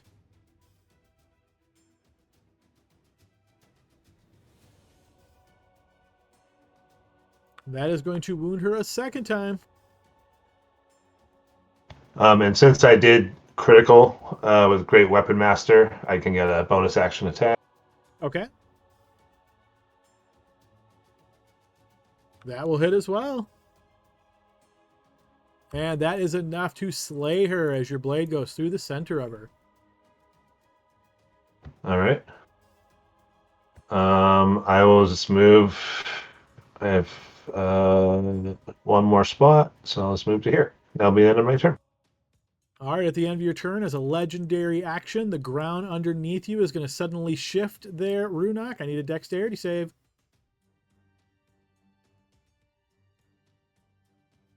You are also knocked prone. If it matters, he gets the 4 because of being near me. Unfortunately, 11 is not enough. All right, Okay. you notice this guy up here seems to be still focused to his east. Alrighty, this one's turn. Noticing that we've got 2 prone targets now. She's going to make her way over to here. She is going to conjure up that Blade of Darkness, and she is going to attack out at Runak. 14, actually 16 because of the flank. That is going to be just what she needs to hit. Okay, that is going to be 4 slashing. I think I heard you say you're resistant to necrotics. That'll be 2 necrotic, total of 6 points of damage there. All right, and then Archgale. All right. I want to move 5, 10, 15, 20, 25.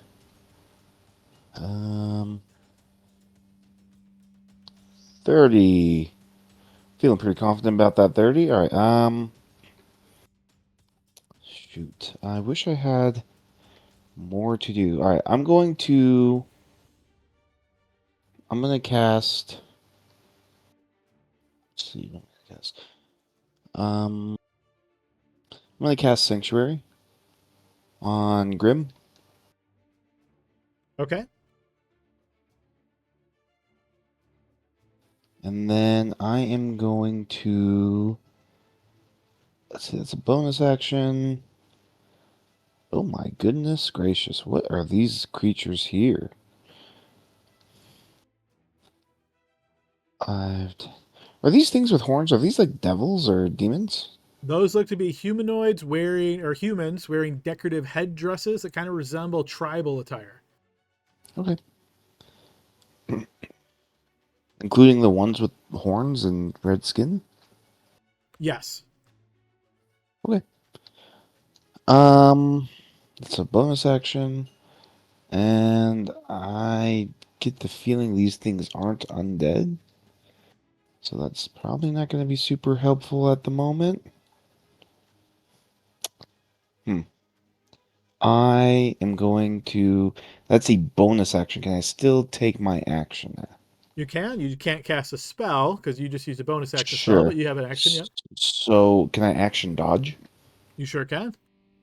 Actually, why am I action dodging? I'm gonna firebolt. Let's go with the... Can I hit the ghoul that is most damaged next to Grim? You could try. Yep, he'll have some cover. I'm prone. Yeah, that's fine. Unfortunately, that is a fumble. Let's see the spell fumble. Does this count as a ranged weapon or even spell? It's a spell. Okay. Oh my So goodness. as you step up to Oh blast this off, the energy backfires right into your face and knocks you prone. Right, very good. End my turn. All right, from up top. I'm from the government and we're here to help. From up top on this elevated platform, which unfortunately, Barnaby, you cannot see, but you are lit up thanks to the light from Archgale. So this is going to be 3 attacks at advantage against you. That is going to be a critical hit. 17 on Barnaby. Looks like that is Miss. also... Oh, that's a miss. Okay. I have an 18. Yeah. 18. Okay. And then a hit. So we got a critical and a hit. So I can just see the edge of him here. Can I react to the damage when it hits or no? I'm going to say no just because you can barely see that. So I'm going to say that's not... Yeah, I qualifying. figured the line of sight wouldn't work there, so that's what I was asking. Yep. No, good question. But yeah, not quite enough there. Okay, so this is critical hit force. All right, so this is a true crit. This is going to be bad, Barnaby. You brace for this. That is going to be 31 points of damage from that first attack. Here comes the second one.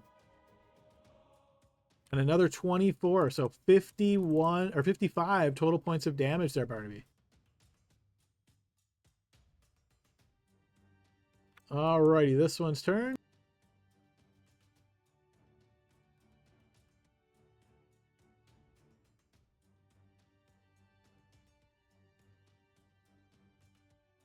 All right, this one's going to make its way down here and attack the prone Runok.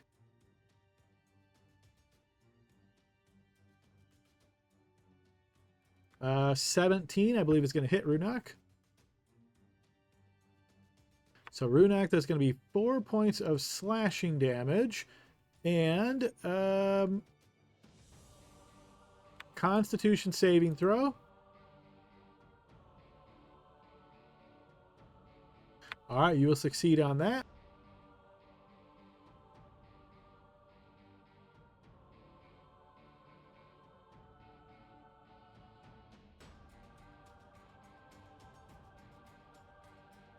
All right, this one's going to come over here, strike down on Runok at advantage. I'm going to spend a luck point to cancel that out. Okay, straight up attack. That's going to be an 18. That will connect. That is going to be 9 points of damage to you since you're resistant to necrotic. Okay, Laud, your turn. All right, let's start by moving there. Oh boy, that's a lot of things. Okay, I am going to cast Fireball, but I need to find out exactly where to place it. Let me find the token. Oh, I can't get it through the door. I'll just go. Oh, Okay. yeah, I just moved it. Hang on one sec. No, go ahead. Feel free to move it now. I think I want to place it. I should be able to see like one more up. I can't place it. I think it would be like right here. It won't let me move it one farther up because I think this pillar is in the way. Yes. I want to cast it like that if I can. I would say you can see there. Sure. Okay. So that would be Fireball. Let me post the spell. So I'm seeing 5 that are affected. DC 16 saving throw. Here come saves. So one of those will succeed.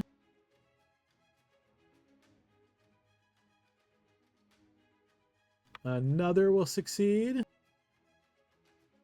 And then the ghoul. The ghoul's so low, he's just going to be incinerated anyway, so I'm going to go ahead and pull him off there. All right, so that was 25 points of damage.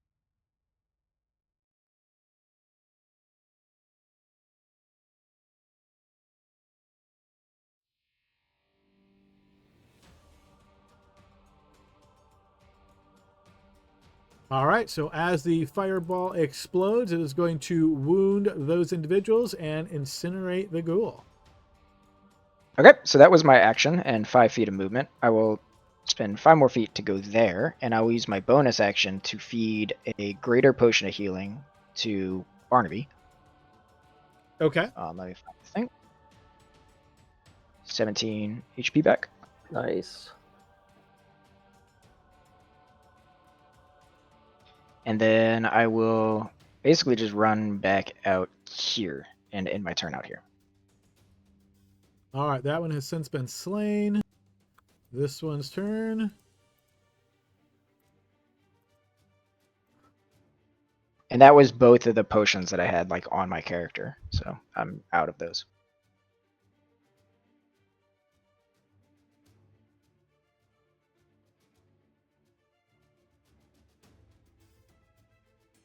Whoop.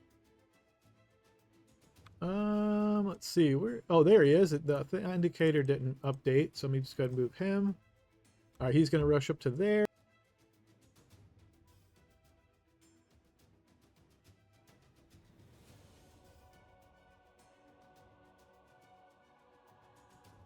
All right, those of you that are somewhat observant will notice that on this creature's turn, its wounds seem to be regenerated.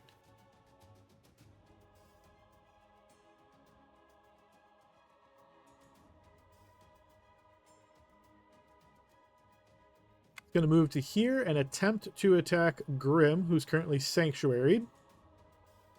So I believe that is a wisdom save. That is correct. That will not beat it.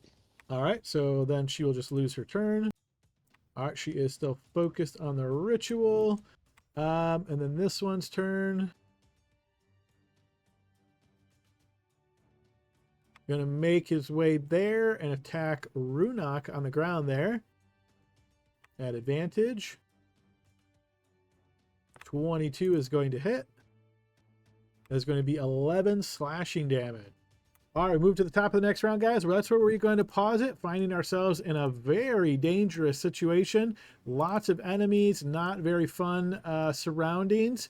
We will see what next round brings us. So, guys, good session. Hope you all enjoyed it. We'll see everybody next week. Sounds Good night, good. guys. See ya. See ya. Yep. Yep. You guys.